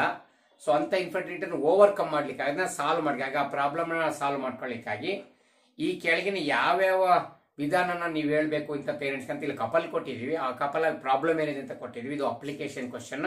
ಸೊ ಅವ್ರಿಗೆ ನೀವು ಸೂಟಬಲ್ ಆಗಿ, ನಮಗೆಲ್ಲ ಗೊತ್ತಿರೋ ಹಾಗೆ ಟೆಸ್ಟ್ ಬೇಬಿ ಅಥವಾ IVF ET ಗೊತ್ತಿದೆ, ಜಿಫ್ಟ್ ಗೊತ್ತಿದೆ, ಗಿಫ್ಟ್ ಗೊತ್ತಿದೆ, AI ಆರ್ಟಿಫಿಷಿಯಲ್ ಇನ್ಸೆಮಿನೇಷನ್ ಗೊತ್ತಿದೆ, ICSI ಗೊತ್ತಿದೆ ಅಲ್ವಾ, IUT ಗೊತ್ತಿದೆ, ಇವೆಲ್ಲ ಗೊತ್ತಿದೆಯಲ್ವಾ. ಸೊ ಇದರಲ್ಲಿ ಯಾವ್ದು ಸೂಟಬಲ್ ಮೆಥಡ್ ಅನ್ನು ನೀವು ಸಜೆಸ್ಟ್ ಮಾಡ್ಬೇಕು ಈಗ. ಯಾಕಂದ್ರೆ ಪೇರೆಂಟ್ಸ್ ಯಾವ ಇಲ್ಲಿ ಕಪಲ್ ಯಾವ ಪ್ರಾಬ್ಲಮ್ ಬಳಲ್ತಾ ಇದಾರೆ ಅಂತ ಇಲ್ಲಿ ಕೊಟ್ಟಿದ್ದಾರೆ. ಸೊ ಅದು ನೀವು ಸೆಲೆಕ್ಟ್ ಮಾಡ್ತಕ್ಕಂಥ ಟೆಕ್ನಾಲಜಿ ಹೇಳಿ ನೋಡೋಣ. ಫೀಮೇಲ್ ಹೂ ಕೆನಾಟ್ ಪ್ರೊಡ್ಯೂಸ್ ಓವಮ್. ಸೊ ಇಲ್ಲಿ ಫೀಮೇಲ್ ಪಾರ್ಟ್ನರ್ ಇದ್ದಾಳೆ, ಅಂದ್ರೆ ಹೆಂಡತಿ ಇದ್ದಾಳೆ, ಅವಳು ಎಗ್ ಅನ್ನ ಅಥವಾ ಓವಮ್ ಅನ್ನು ಉತ್ಪತ್ತಿ ಮಾಡ್ತಕ್ಕಂಥ ಸಾಮರ್ಥ್ಯ ಕಳ್ಕೊಂಡಿದ್ದಾಳೆ. ಅವಳು ಇಲ್ಲಿ ಆಗ್ತಿಲ್ಲ, ಓವಮ್ ಮಂತ್ಲಿ ಓವಮ್ ಉತ್ಪತ್ತಿ ಆಗ್ತಾ ಇಲ್ಲ. ಬಟ್ ಆದ್ರೆ she can provide suitable environment for fertilization and further development. ಆದ್ರೆ ಫರ್ಟಿಲೈಸೇಷನ್ ಆಗ್ಲಿಕ್ಕೆ ಬೇಕಾಗ್ತಕ್ಕಂತ ಸೂಟಬಲ್ ಎನ್ವಿರಾನ್ಮೆಂಟ್ ಇದೆ, ಮತ್ತೆ ಗೆಸ್ಟೇಷನ್ ಪೀರಿಯಡ್ 9 ತಿಂಗಳು ಮಗು ಬೆಳೆಸಕ್ಕೆ ಬೇಕು, ಅದೆಲ್ಲ ಸೂಟಬಲ್ ಇದೆ ಅಂತ ಆಯ್ತು. ಆದ್ರೆ ಎಗ್ ಅನ್ನ ಅಥವಾ ಓವನ್ ಉತ್ಪತ್ತಿ ಮಾಡಕ್ ಆಗ್ತಿಲ್ಲ ಅವಳ ಕೈಲಿ. ಹಾಗಾದ್ರೆ ಅಂತರ್ಗೆ ಅವ್ರಿಗೆ ಯಾವ ಮೆಥಡ್ ಅನ್ನ ನೀವು ಹೇಳ್ಬಹುದು ಅಂತ. ಇಲ್ಲಿ ಫರ್ಟಿಲೈಸರ್ ಸೂಟಬಲ್ ಅಂದ್ರೆ ಫೆಲೋಪಿಯನ್ ಟ್ಯೂಬ್ ಅಲ್ಲಿ ಆಂಫುಲಾರ್ ಇಸ್ಟಮಿಕ್ ಜಂಕ್ಷನ್ ಸರಿ ಕೆಲಸ ಮಾಡ್ತಾ ಐತೆ. ಇನ್ನು ಯೂಟ್ರಸ್ ಒಳಗಡೆ ಎಲ್ಲ ಗೆಸ್ಟೇಷನ್ ಪೀರಿಯಡ್ ಬೇಕಾದ್ರೆ ಪ್ರೆಗ್ನೆನ್ಸಿ ಬೇಕಾದ್ರೆ ಎಲ್ಲವೂ ಸರಿ ಕೆಲಸ ಮಾಡ್ತಾ ಐತೆ. ಒಂದೇ ಎಗ್ ಅನ್ನು ಉತ್ಪತ್ತಿ ಮಾಡಿ ಅಂದ್ರೆ ಓವರಿಯಿಂದ ಎಗ್ ರಿಲೀಸ್ ಆಗಿಬಿಟ್ಟು ಫಿಮ್ರಿಯ ಕ್ಯಾಚ್ ಮಾಡಿ ಆಂಫುಲದ ಮೂಲಕ ತರ್ತಕ್ಕಂಥ ಕೆಲಸ ಆಗ್ತಿಲ್ಲ ಅಂತ ಆಯ್ತು. ಹಾಗಾದ್ರೆ ಇವ್ರು ಏನ್ ಮಾಡ್ಬೋದು ಅಥವಾ ಇವ್ರೇನ್ ಈ ಪ್ರಾಬ್ಲಮ್ ಸಾಲ್ವ್ ಮಾಡ್ಕೋಬೋದಪ್ಪ ಅಂದ್ರೆ ಇವರು ಸ್ಪರ್ಮ್ ಬ್ಯಾಂಕ್ ಹೋಗಿ ಸ್ಪರ್ಮ್ನ ಮತ್ತೆ ಎಗ್ ಅಥವಾ ಗಂಡನ ಹತ್ರ ಸ್ಪರ್ಮ್ನ ಕಲೆಕ್ಟ್ ಮಾಡ್ಕೊತೀವಲ್ವಾ, ಅಥವಾ ಡೋನರ್ ಅಥವಾ ಗಂಡ ಇರ್ತಾನೆ, ಇಲ್ಲಿ ಗಂಡನೇ ಸಮಸ್ಯೆ ಇಲ್ಲ ಅಲ್ವಾ, ನೇರ ಸ್ಪರ್ಮ್ ಕಲೆಕ್ಟ್ ಮಾಡ್ಕೊತೀವಿ. ಇವಳಿಗೆ ಎಗ್ ಅನ್ನು ಉತ್ಪತ್ತಿ ಮಾಡಕ್ ಆಗ್ತಿಲ್ಲ, ಓವಮ್ ಬ್ಯಾಂಕ್ ಇಂದ ಓವಮ್ ತರೋದು. ಅವೆರಡನ್ನು ಇನ್ ವಿಟ್ರೋ ಫರ್ಟಿಲೈಸೇಷನ್ ಅಲ್ಲಿ ಫರ್ಟಿಲೈಸೇಷನ್ ಮಾಡ್ಬೇಕಾಗತ್ತೆ. ಸೊ ಇಲ್ಲಾಂದ್ರೆ ಇವಳಲ್ಲಿ ಫರ್ಟಿಲೈಸೇಷನ್ ಸರಿಯಾಗಿ ಚೆನ್ನಾಗಿ ಕೆಲಸ ಮಾಡೋದ್ರಿಂದ ನೇರವಾಗಿ ಈ ಎಗ್ ಅನ್ನ ಅಥವಾ ಏನು ಓವಮ್ ಬ್ಯಾಂಕ್ ಇಂದ ಓವಮ್ ತಂದಿವಲ್ಲ ಡೈರೆಕ್ಟ್ ಫೆಲೋಪಿಯನ್ ಟ್ಯೂಬ್ ಗೆ ಕಳ್ಸಿಕೊಡೋದು. ಫೆಲೋಪಿಯನ್ ಟ್ಯೂಬ್ ಅಲ್ಲಿ ಸ್ಪೋರ್ಮ್ ಮತ್ತೆ ಎಗ್ ಎರಡೂ ಬಂದ್ರೆ ಅದು ಫರ್ಟಿಲೈಸೇಷನ್ ನಡೀತೆ, ಯಾಕಂದ್ರೆ ಫರ್ಟಿಲೈಸೇಷನ್ ಬೇಕಾದ್ರೆ ಎಲ್ಲ ವ್ಯವಸ್ಥೆ ಸರಿಯಾಗಿದೆಯಲ್ಲ. ಹಾಗಾಗಿ ಇವರಿಗೆ ನಾವು ಗಿಫ್ಟ್ ಅನ್ನ ಹೇಳೋದು, GIFT ಗಿಫ್ಟ್ ಅನ್ನ. Okay, gamete intra fallopian transfer.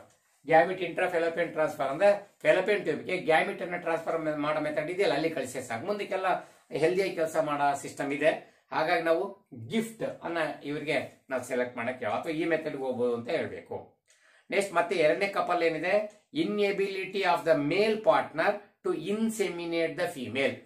So male partner ಇದ್ದಾನೆ ಇಲ್ಲಿ, ಅವನು ಫಿಮೇಲ್ ನ ಪಾರ್ಟ್ನರ್ಗೆ ಸೆಮನ್ ಅನ್ನ ಟ್ರಾನ್ಸ್ಫರ್ ಮಾಡೋ ಕೆಪಾಸಿಟಿ ಇಲ್ಲ ಅಥವಾ ಸ್ಪರ್ಮ್ಸ್ ಅನ್ನ ಕಳಿಸ್ತಕ್ಕಂತ ಕೆಪಾಸಿಟಿ ಅವನಿಗಿಲ್ಲ, ಇನ್ಸೆಮಿನೇಟ್ ಮಾಡೋ ಪ್ರಾಬ್ಲಮ್ ಇದೆ ಅವನಿಗೆ. ಹಾಗಾಗಿ ಅವನು ಸ್ಪರ್ಮ್ ಅನ್ನ ಇನ್ಸೆಮಿನೇಟ್ ಮಾಡಕ್ಕಾಗಲ್ಲ, ವಜನದೊಳಗೆ ಹಾಕಕ್ ಆಗ್ತಿಲ್ಲ ಅಂತಂದ್ರೆ ಇವ್ರಿಗೆ ನಾವು ಯಾವ ಮೆಥಡ್ ಅನ್ನ ಹೇಳ್ಬೋದು ಅಂತ. ಅವ್ರಿಗೆ ಆರ್ಟಿಫಿಷಿಯಲ್ ಇನ್ಸೆಮಿನೇಷನ್ ಗೊತ್ತಿದೆ ಅಲ್ವಾ. ಆರ್ಟಿಫಿಷಿಯಲ್ ಇನ್ಸೆಮಿನೇಷನ್ ಅನ್ನ ಅಂದ್ರೆ ಸ್ಪರ್ಮ್ ಬ್ಯಾಂಕ್ ಇಂದ ಅಥವಾ ಡೋನರ್ ಇಂದ ಸ್ಪರ್ಮ್ ಅನ್ನ ಕಲೆಕ್ಟ್ ಮಾಡ್ಕ ಸೆಮನ್ ತಂದ್ಬಿಟ್ಟು ಆ ಫಿಮೇಲ್ ಪಾರ್ಟರ್ ನ ವಜನಕ್ಕೆ ಡೈರೆಕ್ಟ್ ಆಗಿ ಸೆಮನ್ ಅನ್ನು ಹಾಕ್ತಕ್ಕಂಥದ್ದು, ಅದು ಆರ್ಟಿಫಿಷಿಯಲ್ ಇನ್ಸೆಮಿನೇಷನ್. ಸೊ ಇದು ಆರ್ಟಿಫಿಷಿಯಲ್ ಇನ್ಸೆಮಿನೇಷನ್ ಮೆಥಡ್. ಎರಡನೇದಕ್ಕೆ ನಾವು ಆರ್ಟಿಫಿಷಿಯಲ್ ಇನ್ಸೆಮಿನೇಷನ್ ಮೆಥಡ್ ಅನ್ನ ಅವರಿಗೆ ಸಜೆಸ್ಟ್ ಮಾಡಬೇಕು. ಇನ್ನು ಮೂರನೇ ಕಪಲ್ ಕೇಸ್ ಹಿಂಗಿದೆ, the infertile couple who purchased an embryo with more than 8 blastomeres. ಇಲ್ಲಿ ಗಂಡ ಹೆಂಡತಿ ಇಬ್ರು ಇನ್ಫರ್ಟೈಲ್ ಇದ್ದಾರೆ.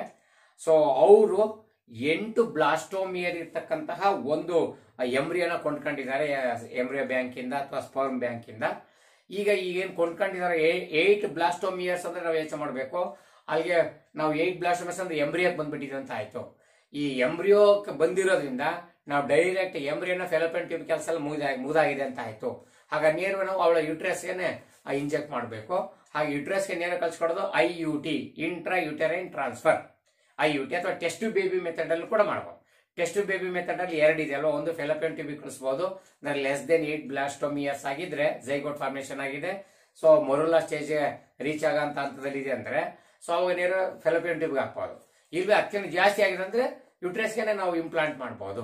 ಹಾಗಾಗಿ ಇಲ್ಲಿ ಇವರಿಗೆ ಟೆಸ್ಟ್ ಬೇಬಿ ಮೆಥಡ್ಗಾರು ಹೋಗ್ಬೋದು, IUT ಇಂಟ್ರಾ ಯುಟೆರೈನ್ ಟ್ರಾನ್ಸ್ಫರ್ಗಾದ್ರೂ ಹೋಗ್ಬಹುದು.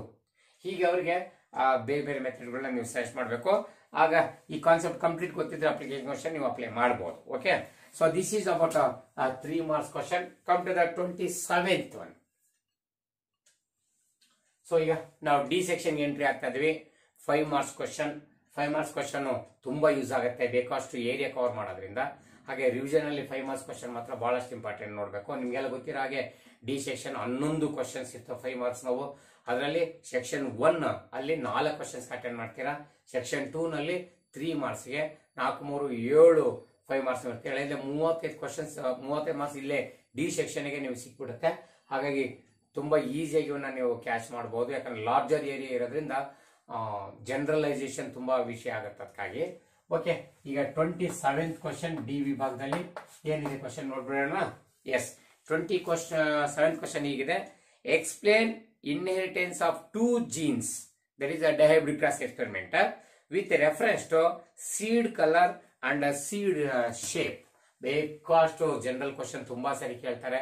ನಾನು ಮೊದಲೇ ಹೇಳಿದೀನಿ, ಪ್ರಿನ್ಸಿಪಲ್ಸ್ ಆಫ್ ಇನ್ಹೆರಿಟೆನ್ಸ್ ಅಲ್ಲಿ ಇನ್ಹೆರಿಟೆನ್ಸ್ ಆಫ್ 1 ಜೀನ್ ಅಥವಾ ಮೋನೋಹೈಬ್ರಿಡ್ ಕ್ರಾಸ್, ಇನ್ಕಂಪ್ಲೀಟ್ ಡಾಮಿನೆನ್ಸ್, ಮತ್ತೆ ಇನ್ಹೆರಿಟೆನ್ಸ್ ಆಫ್ 2 ಜೀನ್ಸ್ ಅಥವಾ ಡೈಹೈಬ್ರಿಡ್ ಕ್ರಾಸ್, ಇಷ್ಟರಲ್ಲಿ ಒಂದು ಯಾವಾಗಲೂ ಮೋಸ್ಟ್ ಪ್ರಾಬಲಿ ಇದ್ದೇ ಇರುತ್ತೆ. ದಯವಿಟ್ಟು ಅದನ್ನ ಚೆನ್ನಾಗಿ ಪ್ರಾಕ್ಟೀಸ್ ಮಾಡಿ ಅಂತ ಹೇಳಿದೀನಿ.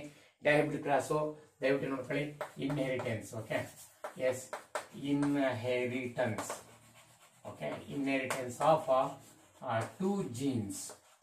ಓಕೆ, 2 ಜೀನ್ಸ್ ಅನ್ಬೋದು ಅಥವಾ ಡೈ ಹೈಬ್ರಿಡ್ ಕ್ರಾಸ್ ಅಂತ ಕೂಡ ಕೇಳ್ಬೋದು ನಿಮಗೆ. ಹಾಗಾಗಿ ಇನ್ಹೆರಿಟೆನ್ಸ್ ಆಫ್ 2 ಜೀನ್ಸ್ ಅಂದ್ರೆ ಬುಕ್ ಅಲ್ಲಿ ಹೆಡ್ಡಿಂಗ್ ಇರೋದ್ರಿಂದ ಅದನ್ನೇ ಹಾಕ್ತಿದ್ವಿ. ಓಕೆ, ಸೊ 5 ಮಾರ್ಕ್ಸ್ಗೆ ಏನೇನ್ ಮಾಡ್ಬೇಕು ಅಂತ ಇಲ್ಲಿ 5 ಮಾರ್ಕ್ಸ್ ಅನ್ನು ಫಸ್ಟ್ ನೀವು ಡಿವೈಡ್ ಮಾಡ್ಕೊಳ್ಳಿ, ಯಾವ ಏರಿಯಾಕ್ಕೆ ಎಷ್ಟು ಮಾರ್ಕ್ಸ್ ಇದೆ ಅಂತ. First inheritance of 2 gene Gregor Mendel ನ ಎಕ್ಸ್ಪೆರಿಮೆಂಟ್ ಏನೋ shape of the seed, colour of the seed ತಗೊಂಡು ಎಕ್ಸ್ಪೆರಿಮೆಂಟ್ ಮಾಡಿರ್ತಕ್ಕಂಥದ್ದು. ಅದೇನೋ round yellow seeded versus wrinkled green seeded ನಿಮ್ಗೆಲ್ಲ ಗೊತ್ತಿರ್ತಕ್ಕಂಥದ್ದು. ಆ ಎಕ್ಸ್ಪೆರಿಮೆಂಟಿನ ಸ್ಟೆಪ್ಸ್ ಅನ್ನ ಪಾಯಿಂಟ್ ವೈಸ್ ಬರಿಬೇಕು ನೀವು. ಸೊ ಏನೇನು ಎಕ್ಸ್ಪೆರಿಮೆಂಟ್ ಅಲ್ಲಿ ಏನಾದ್ಮೇಲೆ ಏನು ನಡೀತು ಅನ್ನೋದನ್ನ ಸೊ ಪಾಯಿಂಟ್ ವೈಸ್ ಬುಲೆಟ್ ಹಾಕಿ ಮಾಡ್ತಕ್ಕಂಥದ್ದು. ಅದಕ್ಕೆ 2 ಮಾರ್ಕ್ಸ್ ಸಿಗುತ್ತೆ ನಿಮಗೆ. ಅದಾದ್ಮೇಲೆ flow chart, scheme of flow chart ಅನ್ನ ಹಾಕ್ತಕ್ಕಂಥದ್ದು. ಸೊ ಅದಕ್ಕೆ ನಿಮಗೆ 2 ಮಾರ್ಕ್ಸ್ ಸಿಗುತ್ತೆ. ಆಮೇಲೆ ಲಾಸ್ಟ್ಗೆ ರೇಷಿಯೋಗಳನ್ನ ಎಕ್ಸ್ಪ್ಲೇನ್ ಮಾಡ್ತಕ್ಕಂಥದ್ದು, ಅದಕ್ಕೆ 1 ಮಾರ್ಕ್ಸ್ ಸಿಗುತ್ತೆ. ಸೊ ಇದನ್ನ ನೀವು ದಯವಿಟ್ಟು ಮಾಡ್ಕೋಬೇಕು. ಇವೆಲ್ಲಕ್ಕಿಂತ ಮೊದಲು ಡೈಹೈಬ್ರಿಡ್ ಕ್ರಾಸ್ ಅಥವಾ ಇನ್ಹೆರಿಟೆನ್ಸ್ 2 ಜೀನ್ ಅಂದ್ರೆ ಏನಂತ ಬರ್ಕೋಬೇಕು. ಡೈಹೈಬ್ರಿಡ್ ಕ್ರಾಸ್ ಆದ್ಮೇಲೆ ಸೊ ಸ್ಟೆಪ್ ವೈಸ್ ಈವೆಂಟ್ಸ್ ಅನ್ನ ಬರೀಬೇಕು. ಈ ಒಂದು ಪ್ರೊಸೆಸ್ ಅಲ್ಲಿ ಗ್ರೇಗರ್ ಮೆಂಡಲ್ ಫಾಲೋ ಮಾಡಿದ್ದನ್ನ. ಅದಕ್ಕೆ ನಾನು ಹೀಗೆ ಮಾಡ್ತಾ ಇದ್ದೀನಿ ನೋಡಿ. 5 ಮಾರ್ಕ್ಸ್ ಅಲ್ಲಿ ಏನ್ ಮಾಡಬೇಕು, ಡೈಹೈಬ್ರಿಡ್ ಕ್ರಾಸ್ ಫಸ್ಟ್ ಡೆಫಿನೇಷನ್ ಹೇಳ್ತೀನಿ.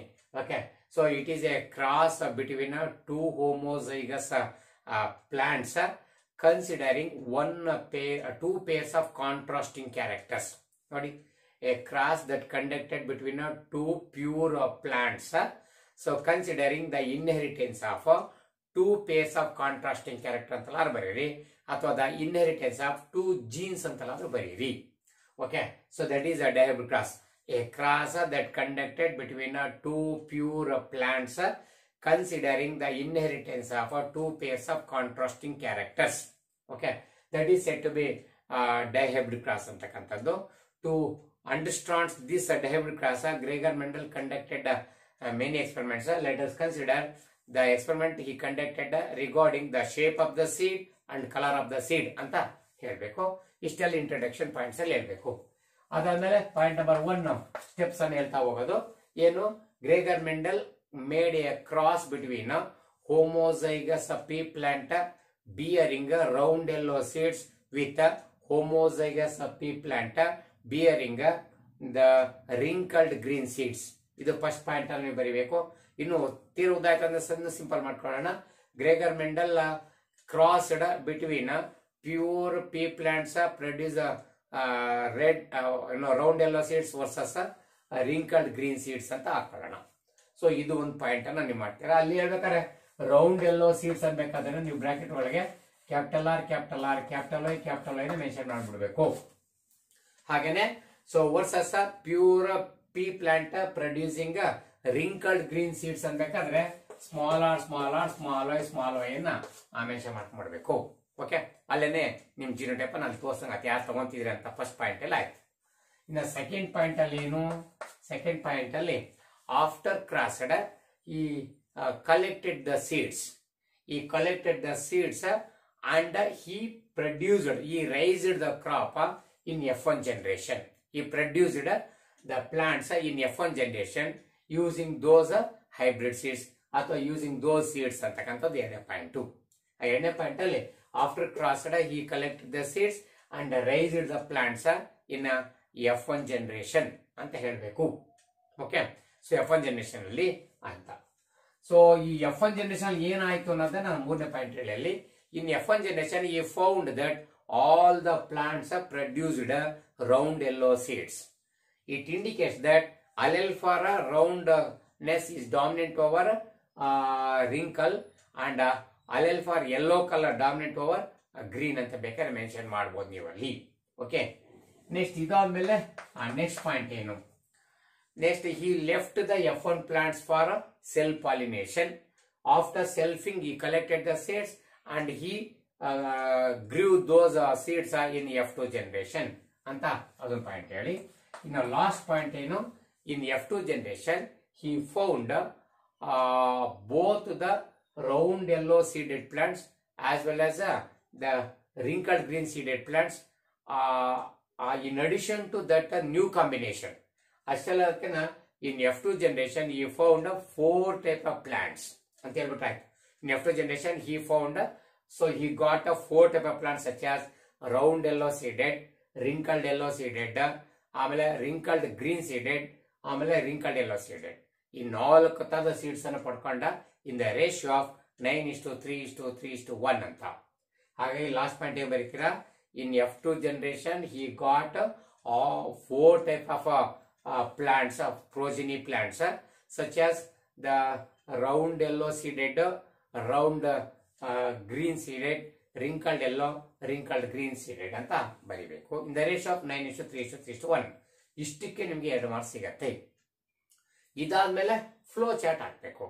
ಸೊ ಫ್ಲೋ ಚಾರ್ಟ್ ನಾವು ಹೇಳ್ದಂಗೆ 8 ಸ್ಟೆಪ್ಸ್ ಅನ್ನ ಬರೀಬೇಕು ನೀವು ಫ್ಲೋ ಚಾರ್ಟ್ ಅನ್ನ. ಅದು 8 ಸ್ಟೆಪ್ಸ್ ಕೂಡ ಮೋನೋಬ್ರಿಕಾಸ್, ಡಯಾಬ್ರಿಕಾಸ್, ಇನ್ಕಂಪ್ಲೀಟ್ ಡಾಮಿನೆನ್ಸ್ ಎಲ್ಲದಕ್ಕೂ ಇದೇ ಬಂದ್ಬಿಡುತ್ತೆ.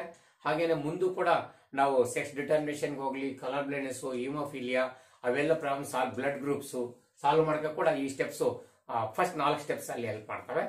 ಸೊ ಇನ್ಕಂಪ್ಲೀಟ್ ಕಂಪ್ಲೀಟ್ ಡಯಾಬ್ರಿಕಾಸ್, ಮೋನೋಬ್ರಿಕಾಸ್ಗೆ 8 ಸ್ಟೆಪ್ಸ್ ಬೇಕು. ಮೊದಲನೇ ಸ್ಟೆಪ್ ಏನು, ಪೇರೆಂಟ್ 1 ಪ್ಲಾಂಟ್. ಫಸ್ಟ್ ಪೇರೆಂಟ್ ಯಾರು ತಗೊಂಡಿದ್ರು ಅವರು. ಪೇರೆಂಟ್ಸ್ ಯಾರು ತಗೊಂಡಿದ್ರು ಇಲ್ಲಿ ಪ್ಯೂರ್ ರೌಂಡ್ ಯೆಲ್ಲೋ ಸೀಡೆಡ್ ಅಲ್ವಾ. ಸೊ ರೌಂಡ್ ಯೆಲ್ಲೋ ಸೀಡೆಡ್ ನ ಬರ್ಕೊಂತೀರಿ. Okay, so round yellow seeded plants versus pure wrinkled. Okay, ಹೀಗೆ ಬರೀ ಮಾಡಿ, ರಿಂಕಲ್ಡ್ ಗ್ರೀನ್ ಸೀಡೆಡ್ ಪ್ಲಾಂಟ್ಸ್ ಅಂತ. Okay, seeded plants. So pure round yellow seeded versus pure wrinkled green seeds ಅಂತ ಇದು parents plants ತಗೊಂಡೋದು first step. ಇನ್ನು 2ನೇ step ಏನು ಅಂದ್ರೆ ಜೀನೋ ಟೈಪ್ ಬರೀಬೇಕು. ಓಕೆ, ಸೊ ಜೀನೋ ಟೈಪ್ ದಯವಿಟ್ಟು ಸರಿಯಾಗಿ ಸ್ಟೆಪ್ಸ್ ಅನ್ನು ಫಾಲೋ ಮಾಡಿ. ಈ ಸ್ಟೆಪ್ಸ್ ನೆನ್ಪಿಟ್ಕೊಂಡ್ರೆ ನೀವು ಎಲ್ಲ ಸ್ಟೇಟ್ಮೆಂಟ್ ಬರೀಬಹುದು. ಜೀನೋ ಟೈಪ್ ಇವ್ರದ್ದು ಏನ್ ಇಟ್ಕೊಂಡಿದೀವಿ, capital R capital for round, capital Y capital A for yellow. Same ಅವರ ರೇಸಿಯೋ ಸ್ಮಾಲ್ ಆರ್ ಮತ್ತೆ ಸ್ಮಾಲ್ y ಇಟ್ಕೊಂಡಿರ್ತಕ್ಕಂಥದ್ದು. 1, 2 ಆಯ್ತು. ಇನ್ನು ಗ್ಯಾಮಿಟ್ಸ್, ಸೊ ಅವರ ಗ್ಯಾಮಿಟ್ಸ್ ಅನ್ನು ಬರೆಯೋದು. ಓಕೆ, ಸೊ ಗ್ಯಾಮಿಟ್ಸ್ ಇಲ್ಲಿ ಯಾರು ಬರ್ತಾರೆ, ಕ್ಯಾಪಿಟಲ್ R ಕ್ಯಾಪಿಟಲ್ Y, ಇಲ್ಲಿ ಯಾರು ಬರ್ತಾರೆ, ಸ್ಮಾಲ್ y. ಸೊ ಇವರು ಆ ಗ್ಯಾಮಿಟ್ಸ್ ಬರ್ತಕ್ಕಂಥದ್ದು. ನೆಕ್ಸ್ಟ್ ಇವ್ರನ್ನ ಕ್ರಾಸ್ಡ್. ಸೊ ಇಲ್ಲಿ CR ಕ್ರಾಸ್ಡ್ ಅಂತ ಬರೆಯೋಣ. ಇದರಿಂದ ಏನ್ ಸಿಗುತ್ತೆ, F1 ಪ್ಲಾಂಟ್ಸ್. F1 ಪ್ಲಾಂಟ್ಸ್ ಸಿಗ್ತವೆ. ನಾನು ಕಡಿಮೆ ಜಾಗದಲ್ಲಿ ಬರ್ಕೊತಾ ಇದ್ದೀನಿ, ಜಾಗ ಇಲ್ಲ ಅಂತ. ಓಕೆ, F1 ಪ್ಲಾಂಟ್ಸ್ ಅಲ್ಲಿ ಏನು ಅಷ್ಟು ಮಿಕ್ಸ್ ಮಾಡ್ತಕ್ಕಂಥದ್ದು, capital R small r capital Y small y. ಇದು F1 ಪ್ಲಾಂಟ್ಸ್.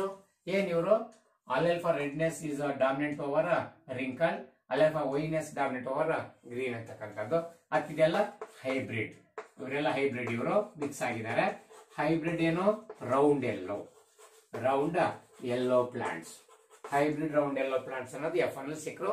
ಇಲ್ಲಿಗೆ 1, 2, 3, 4 4 ಸ್ಟೆಪ್ ಮುಗಿತು. ಸೇಮ್ 4 ಸ್ಟೆಪ್ ಮತ್ತೆ ರಿಪೀಟ್ ಆಗ್ತವೆ. ಓಕೆ, F2 ನಲ್ಲಿ. ಸೊ ಇಲ್ಲೇನು ಪೇರೆಂಟ್ 1 ಇದ್ರೆ ಪೇರೆಂಟ್ 2 ಅನ್ನ ತಗೊಳ್ತಾ ಇದ್ದೀರಿ. ಪೇರೆಂಟ್ F1 ನಲ್ಲಿ ಏನ್ ಪ್ಲಾಂಟ್ಸ್ ಅಂದ್ರೆ ಅವರೇ ಪ್ಲಾಂಟ್ಸ್ ಹೈಬ್ರಿಡ್ ರೌಂಡ್ ಎಲ್ಲೋನೇ ತಗೋಬೇಕು. ಅದಕ್ಕೆ ಪೇರೆಂಟ್ಸ್ 2 ನಲ್ಲಿ hybrid round yellow. Okay, so hybrid round yellow versus same hybrid round yellow. ಹಾಗೆ ಕಂಪ್ಲೀಟ್ ಬರೀಬೇಕು. Hybrid round yellow versus hybrid round yellow. ಅಥವಾ F1 plants into F1 plants ಅಂತ, F1 plant into F1 plant ಅಂತ ಬೇಕಾದ್ರೆ short ಆಗಿ ಹೇಳ್ಬಹುದು. Okay, ಇದಾದ್ಮೇಲೆ P1 ಅನ್ನೋದು ಗ್ಯಾಮಿಟ್ಸ್ ಅಲ್ವಾ, ಎಸ್ ಇಲ್ಲಿ ಗ್ಯಾಮಿಟ್ಸ್ ಅಂತ ತಗೊಳ್ತೀವಿ. ಓಕೆ, ಸೊ ಗ್ಯಾಮಿಟ್ಸ್ ಇದ್ರೊಳಗೆ ಯಾರೋ ಹೈಬ್ರಿಡ್ ರೌಂಡ್ ಎಲ್ಲ ಇವರೇ ತಾನೆ, ಇಲ್ಲಿ ಸಾರಿ ಜೀನೋಟೈಪ್, ಫಸ್ಟ್ ಜೀನೋಟೈಪ್ ಇರಬೇಕಲ್ವಾ. Yes, genotype. Okay, genotype next ಇರೋದು ಇದೇ ಜೀನೋಟೈಪ್ ಬಂದಿದ್ವಿ already. Capital R small r capital Y small y, ಇಲ್ಲಿ capital R small r capital Y small y. So ಇವರು ಜೀನೋಟೈಪ್. ನೆಕ್ಸ್ಟ್ ಈಗ ಗ್ಯಾಮಿಟ್ ಬರೆಯೋಣ, ಸರಿನಾ. So gametes. So gametes ಅಲ್ಲಿ ಏನ್ ಬರೀತಾರೆ, ಗ್ಯಾಮಿಟ್ಸ್ ಅಲ್ಲಿ ಇದೇನ್ ಬರ್ತಾರೆ, ಗ್ಯಾಮಿಟ್ಸ್ ಇಲ್ಲಿ ಬಹಳ ಜನ ಫುಲ್ ಆಗ್ತಾರೆ, ಬಹಳ ಜನ ತಪ್ಪು ಬರೀತೀರಾ. ಸರಿ ನೋಡ್ಕೊಳ್ಳಿ, ಇಲ್ಲಿ ಡಬಲ್ 2 ಅಲೆಲ್ಗಳನ್ನ ಸೇರ್ಬೇಕು. ಅಂದ್ರೆ ಶೇಪ್ ಆಫ್ ದಿ ಕಲರ್ ಒಂದು, ಆಮೇಲೆ ಏನು ಶೇಪ್ ಆಫ್ ದಿ ಸೀಡ್ ಒಂದು, ಕಲರ್ ಆಫ್ ದಿ ಸೀಡ್ ಒಂದು, ಇದನ್ನು ಹೇಳ್ತಾ ಹೋಗ್ಬೇಕು ನಾವೀಗ. ಓಕೆ, ಹಾಗಾಗಿ ಕ್ಯಾಪಿಟಲ್ R ಜೊತೆಗೆ Y ಇರ್ಬೇಕು ಯಾವಾಗ್ಲೂ, ಮತ್ತೆ R ಜೊತೆಗೆ R ಅನ್ನೇ ತೋರ್ಸಂಗಿಲ್ಲ. ಓಕೆ, ಸೊ ಹಾಗಾಗಿ ಕ್ಯಾಪಿಟಲ್ R ಕ್ಯಾಪಿಟಲ್ Y ಇದು ಒಂದು ಅಲ್ಲೆಲ್ಲ ಆಗ್ಬಹುದು, ಒಂದು ಗ್ಯಾಮಿಟ್. ಹಾಗೇನೆ next capital R small y ಇದೊಂದು.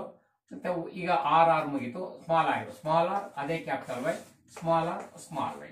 ಹೀಗೆ 4 ಗ್ಯಾಮಿಟ್ಸ್ ಬರ್ತಾರೆ ಇಂಟು, ಮತ್ತೆ ಇಲ್ಲಿ ಸೇಮ್ ಅದೇ 4 ಕ್ಯಾಪಿಟಲ್ R ಕ್ಯಾಪಿಟಲ್ Y ಮತ್ತೆ capital R small y, next small r capital Y, small r small y. So ಇಷ್ಟು ಗ್ಯಾಮಿಟ್ಸ್ ಅನ್ನ ಬರಿಬೇಕು.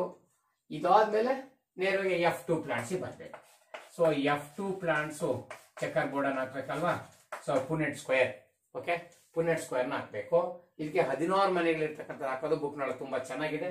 ಅದನ್ನ ನೀವು ಸ್ಕ್ವೇರ್ ಗಾರ ಹಾಕೊಳ್ಳಿ, ರಾಂಬಸ್ ಗಾರ ಹಾಕೊಳ್ಳಿ. ಓಕೆ, ಇಲ್ಲಿ 16 ನೀವು ಹಾಕೋದು. ಇಲ್ಲಿ ಅವಷ್ಟು ನಾನೀಗ ತೋರ್ಸಕ್ಕೆ ಅಷ್ಟು ಸ್ಪೇಸ್ ಆಗಲ್ಲ ನನ್ನ ಹತ್ರ, ರೈಟ್. ಆದ್ರೂ ಈ ಬ್ಯಾಕ್ ಬೋನ್ ಏನೈತೋ ಅದ್ರದ್ದು ಸ್ಟ್ರಕ್ಚರ್ ಸರಿ ನೋಡ್ಕೊಂಡ್ಬಿಡೋಣ. ಓಕೆ, ಇಲ್ಲಿ ಒಂದು 6 ಮಾರ್ಕ್ ಹಾಕೋಣ. ಈ ಕಡೆಗೆ ಮೇಲ್ ಗ್ಯಾಮೆಟ್ಸ್ ತೋರ್ಸೋಣ, ಈ ಕಡೆಗೆ ಫೀಮೇಲ್ ಗ್ಯಾಮೆಟ್ಸ್ ಅನ್ನ ತೋರ್ಸೋಣ. ಓಕೆ, ಇನ್ನ ಕ್ಯಾಪಿಟಲ್ ಆರ್ ಕ್ಯಾಪಿಟಲ್ ವೈ ಇದಕ್ಕೆ ಒಂದು ಮನೆ ಮೀಸಲು, ಸರಿನಪ್ಪ. Next capital R small Y ನ ಎಸ್ ಅದಕ್ಕೊಂದು. Next small R capital Y ಅದಕ್ಕೆ ಒಂದು ಮನೆ. ಇನ್ನ ಸ್ಮಾಲ್ ಆರ್ ಸ್ಮಾಲ್ ವೈ ಇದಕ್ಕೊಂದು. ಇವೇನು ಮೇಲ್ ಗ್ಯಾಮೆಟ್ಸ್ ಈ ಕಡೆ ತೋರಿಸಿದೀವಿ. Same to same female gametes ಇಲ್ಲಿ ಇಟ್ಕೊಳ್ಳೋಣ, ರೈಟ್. ಸೊ ಇಲ್ಲಿ ಫೀಮೇಲ್ ಗ್ಯಾಮೆಟ್ಸ್ ಬಂದ್ರೆ ಕ್ಯಾಪಿಟಲ್ ಆರ್ ಕ್ಯಾಪಿಟಲ್ ವೈ, ಆಮೇಲೆ capital R small Y. Okay, ಇದು ಆದ್ಮೇಲೆ ಸ್ಮಾಲ್ ಆರ್ ಕ್ಯಾಪಿಟಲ್ ವೈ ಇದು ಒಂದು. ಓಕೆ, ಲಾಸ್ಟ್ಗೆ small R small Y, right. So ಇದು ಒಂದು. ಇವು 16 ಮನೆಗಳನ್ನ ನಿಮಗೆಲ್ಲ ಗೊತ್ತಿದೆ. ಮತ್ತೆ ಆ ಕಾಲಮ್ ಅನ್ನ ಕರೆಕ್ಟ್ ತುಂಬೋದು ಕೂಡ ನಿಮಗೆ ಗೊತ್ತಿದೆ. ಈ ಕಾಲಮ್ ಎಲ್ಲ ಕರೆಕ್ಟ್ ಆಗಿ ತುಂಬಿಕೊಳ್ಳಿ. ಎಲ್ಲ ನೀವು ಯಾವ್ದೇ ಕಾಮೆಂಟ್ಸ್ ನೋಡಿ, ಈ ಮನೆ ಬೇಕಾ, ಈ ಮನೆಗೆ ಈ ಗ್ಯಾಮೆಟ್ ಮತ್ತೆ ಈ ಗ್ಯಾಮೆಟ್ ಬರುತ್ತೆ. ಅವ್ರು ತಗೊಂಡಿರುತ್ತೆ ಕ್ಯಾಪಿಟಲ್ ಆರ್ ಸ್ಮಾಲ್ ಆರ್, ಆಮೇಲೆ ಕ್ಯಾಪಿಟಲ್ ವೈ ಸ್ಮಾಲ್ ವೈ. ಈ ಮನೆ ಕ್ಯಾಪಿಟಲ್ ಆರ್ ಸ್ಮಾಲ್ ಆರ್, ಆಮೇಲೆ ಕ್ಯಾಪಿಟಲ್ ವೈ ಸ್ಮಾಲ್ ವೈ. ಇದನ್ನ ನಾವು ಜನರಲ್ ಕ್ಲಾಸ್ ಅಲ್ಲಿ ಬೇಕಷ್ಟು ಮಾಡಿದ್ವಿ, ದಯವಿಟ್ಟು ನೋಡ್ಕೊಳ್ಳಿ. ಸೊ ಈ ಮನೆಯೆಲ್ಲ ತುಂಬೋದು ಕೂಡ ನಿಮಗೆ ಗೊತ್ತಿದೆ. ಇದನ್ನ ಕರೆಕ್ಟ್ ಆಗಿ ತುಂಬಿಕೊಳ್ಳಿ. ಇದಾದ್ಮೇಲೆ ಇಲ್ಲಿ ಇಷ್ಟಕ್ಕೆ ಈ 8 ಸ್ಟೆಪ್ಗೆ 2 ಮಾರ್ಕ್ಸ್ ಸಿಗುತ್ತೆ ನಿಮಗೆ ಕರೆಕ್ಟ್ ಮಾಡಿದ್ರೆ. ಇದಾದ್ಮೇಲೆ ನಾವು ರೇಷಿಯೋ ಬರೀಬೇಕು. ಇಲ್ಲಿ ಫಿನೋಟೈಪಿಕ್ ರೇಷಿಯೋ ಒಂದೇ ಸಾಕು. ಫಿನೋಟೈಪಿಕ್ ರೇಷಿಯೋ, ಓಕೆ, ಅದೊಂದೇ ಸಾಕಾಗಿರೋದು. ಜಿನೋಟೈಪಿಕ್ ರೇಷಿಯೋ ಏನು ಬೇಡ ನಮಗೆ ಸದ್ಯಕ್ಕೆ ಬೋರ್ಡ್ ಎಕ್ಸಾಮ್ಗೆ. ಓಕೆ, ಅದಕ್ಕಾಗಿ ಫಿನೋಟೈಪಿಕ್ ರೇಷಿಯೋ ಒಂದೇ ಬರೀರಿ. ಫಿನೋಟೈಪಿಕ್ 4 ತರ ಪ್ಲಾಂಟ್ಸ್ ಬಂದು ಅಂತ ಹೇಳಿದ್ವಿ. ಏನೇನವು ರೌಂಡ್ ಎಲ್ಲೋ, ಓಕೆ, ರೌಂಡ್ ಎಲ್ಲೋ ಫಿನೋಟೈಪ್ ಫಸ್ಟ್ ಬರೀರಿ. ಆಮೇಲೆ ರೌಂಡ್ ಗ್ರೀನ್, ರೌಂಡ್ ಗ್ರೀನು. ಆಮೇಲೆ ರಿಂಕಲ್ಡ್ ಎಲ್ಲೋ, ಓಕೆ, ಸೊ ರಿಂಕಲ್ಡ್ ಎಲ್ಲೋ. ಆಮೇಲೆ ರಿಂಕಲ್ಡ್ ಗ್ರೀನ್. ಓಕೆ, ಈ 4 ಪ್ಲಾಂಟ್ಸ್ ಬರೆದು ರೇಷಿಯೋ ಬರೀರಿ. ಈಗ ಇವ್ರ ಮುಂದೆ ರೇಷಿಯೋ ಇದು 9:3:3:1. ಸೊ ಈ ರೇಷಿಯೋ ಬರೆದ್ರೆ ಮುಗಿದೋಯ್ತು. ಇಷ್ಟು ಕೆಲಸ ಮಾಡಿದ್ರೆ ಇನ್ನೇಟೆನ್ಸ್ ಆಫ್ 2 ಜೀನ್ಸ್ಗೆ ನಿಮಗೆ ಎಲ್ಲೂ ಮಾರ್ಕ್ಸ್ ಕಟ್ ಆಗಲ್ಲ. ಇಷ್ಟು ಕೆಲಸ ದಯವಿಟ್ಟು ಮಾಡ್ಕೊಳ್ಳಿ. Okay, right. So what next, ಮುಂದಿನ ಕ್ವಶನ್ ಅಂತ ನೋಡೋಣ. ಇನ್ನೊಂದು ಕ್ವಶನ್ ಕೈಲಾಗುತ್ತೆ ಅನ್ಸುತ್ತೆ. Yes sir, one more question. 28th question ಹಿಂಗಿದೆ. Mention any 5 microbes and their role in household products ಅಂತ. ಸೊ ಹೌಸ್ ಹೋಲ್ಡ್ ಪ್ರಾಡಕ್ಟ್ಸ್ ಅಲ್ಲಿ ಮೈಕ್ರೋಬ್ಸ್ ಅನ್ನ ನೋಟ್ ಮಾಡಬೇಕು. Household product, okay, household products. Yes, so 10ನೇ chapter ಅಲ್ಲಿ microbes in human welfare ಅಲ್ಲಿ, industries ಅಲ್ಲಿ ಹೆಂಗೆ use ಆಗಿದ್ದಾವೆ, ಅಗ್ರಿಕಲ್ಚರಲ್ ಫೀಲ್ಡ್ ಅಲ್ಲಿ ಬಯೋ ಫರ್ಟಿಲೈಸರ್ಸ್ ಆಗಿ ಹೆಂಗೆ, ಪೆಸ್ಟ್ ಕಂಟ್ರೋಲಿಂಗ್ ಬಯಾಲಜಿಕಲ್ ಕಂಟ್ರೋಲ್ ಅಲ್ಲಿ ಹೇಗೆ, ಆಮೇಲೆ ಸಿವೇಜ್ ಟ್ರೀಟ್ಮೆಂಟ್ ಅಲ್ಲಿ ಹೇಗೆ, ಹಾಗೇನೆ ಹೌಸ್ ಹೋಲ್ಡ್ ಅಲ್ಲಿ ಇದ್ರ ಎಲ್ಲೂ ಕೂಡ 5 ಮಾರ್ಕ್ಸ್ಗೆ ಸುಲಭವಾಗಿ ಮತ್ತು ಈಜಿ ಆಗಿ ತಗೊಳ್ತಕ್ಕಂಥದ್ದು. ಹೌಸ್ ಹೋಲ್ಡ್ ಪ್ರಾಡಕ್ಟ್ಸ್ ಒಂದು 5 ಬರಿಬಹುದು, ಇಂಡಸ್ಟ್ರಿಯಲ್ ಯೂಸ್ ಒಂದು 5 ಬರಿಬಹುದು, ಸಿವೇಜ್ ಟ್ರೀಟ್ಮೆಂಟ್ ಸ್ಟೆಪ್ಸ್ ಎಲ್ಲ 5 ಮಾರ್ಕ್ಸ್ ರೆಡಿ ಮಾಡ್ಕೋಬಹುದು. ಬಯೋ ಫರ್ಟಿಲೈಸರ್ಸ್ 5 ಸೂಪರ್ ಬರ್ತದೆ. ಹಾಗೇನೆ ಬಯಾಲಜಿಕಲ್ ಕಂಟ್ರೋಲ್ ಅಲ್ಲಿ ಕೂಡ 5 ಮಾರ್ಕ್ಸ್ ಸಿಗುತ್ತೆ. ಹೀಗಾಗಿ ನೀವು 5 ಮಾರ್ಕ್ಸ್ಗೆ ಎಲ್ಲೋ ಒಂದು ಗ್ಯಾರಂಟಿ ಒಂದು ಒಳ್ಳೆ ಕ್ವಶನ್ ಇರುತ್ತೆ ಮತ್ತೆ ಈಸಿಯಾಗಿ ಸಿಗುತ್ತೆ. ದಯವಿಟ್ಟು ಅದನ್ನ ಮಾಡ್ಕೆ. ಮತ್ತೆ ಇಲ್ಲಿ ಹೌಸ್ ಹೋಲ್ಡ್ ಪ್ರಾಡಕ್ಟ್ಸ್ ಅನ್ನು ಕೇಳಿದಾರಲ್ವಾ, ಹೌಸ್ ಹೋಲ್ಡ್ ಪ್ರಾಡಕ್ಟ್ಸ್ ಯಾವ ಮೈಕ್ರೋಬ್ಸ್ ಬಳಸ್ತಾರೆ ಮತ್ತೆ ಯಾವ್ದೋ ಒಂದು 5 ಯೂಸ್ ಅನ್ನ ಹೇಳ್ಬೇಕು. ಒಂದೇದು that is a lab. Okay, lab bacteria, okay, lactic acid bacteria. Okay, so lactic acid bacteria or bacillus. Okay, so ಏನು ಲ್ಯಾಕ್ಟೋಬ್ಯಾಸಿಲಸ್ ಬ್ಯಾಕ್ಟೀರಿಯಾ. ಸೊ ಅವನ್ನ ಫಸ್ಟ್ ಹೇಳ್ಬಿಡೋಣ. So these are the bacteria that are used in the curdling of milk. Okay, lactic acid bacteria that are very useful for the conversion of milk into curds. By conversion of milk into curds, we will get more nutritious food because when compared to the milk, curd it is semi-digested and also it is enriched with vitamin B12. Okay, enriched with vitamin B12. Therefore, it is a very useful food for our diet. And also, so this since it has the acidic in nature, it minimize or it controls the growth of pathogens in our body. Totally it is enriched food ಅಂತಕ್ಕಂಥದ್ದು ಬೇಕು. ಅದು lab ಇದೊಂದು ಬರೀತೀರಾ. ಇನ್ನು ಎರಡನೇದೇನಪ್ಪ ಅಂತಂದ್ರೆ, so ಬ್ಯಾಕ್ಟೀರಿಯಾಗಳು, ಈ ಫರ್ಮೆಂಟಿಂಗ್ ಬ್ಯಾಕ್ಟೀರಿಯಾಗಳನ್ನ ಬೇಕಷ್ಟು ಬೆಳೆಸ್ತೀವಿ. ಮತ್ತೆ fermenting bacteria, fermenting bacteria. So ಮನೆಯಲ್ಲಿ ಮಾತ್ರ, ಹೌಸ್ ಹೋಲ್ಡ್ ಅಂದ್ರೆ ಮನೆಯಲ್ಲಿ ತಯಾರು ಮಾಡೋದ್ರಲ್ಲಿ fermenting bacteria that are used so in the preparation of dosa, idli etcetera ಅಂತ. Okay, in the preparation of dosa and idli, fermenting bacteria play important role because the dough, DOUGH, ಇದು ಡೋ ಅಂದ್ರೆ ಏನು, ಹಿಟ್ಟನ್ನ ರೆಡಿ ಮಾಡಿ ಇಟ್ಟಿರ್ತೀವಲ್ಲ, ದೋಸೆ ಹಿಟ್ಟು ಅಥವಾ ಇಡ್ಲಿಗೆ ಬೇಕಾದ್ರೆ ಹಿಟ್ಟನ್ನ, ಓಕೆ, ಸೊ ಇವ್ನ್ ಮಾಡ್ಲಿಕ್ಕೆ ರಾತ್ರಿನೆಲ್ಲ ಹಿಟ್ಟನ್ನ ರೆಡಿ ಮಾಡಿ ಅದನ್ನ ರಾತ್ರಿ ಎಲ್ಲ ರೆಡಿ ಮಾಡಿ ನೆನ್ಸಿಟ್ಟಿರ್ತಾರೆ, ಅದು ಡೋ ಅನ್ಬೇಕು. ಅದು DOUGH ಡೋ ಅನ್ನೋ ಸ್ಪೆಲ್ಲಿಂಗ್, ಇದು ಪ್ರೊನೌನ್ಸಿಯೇಷನ್.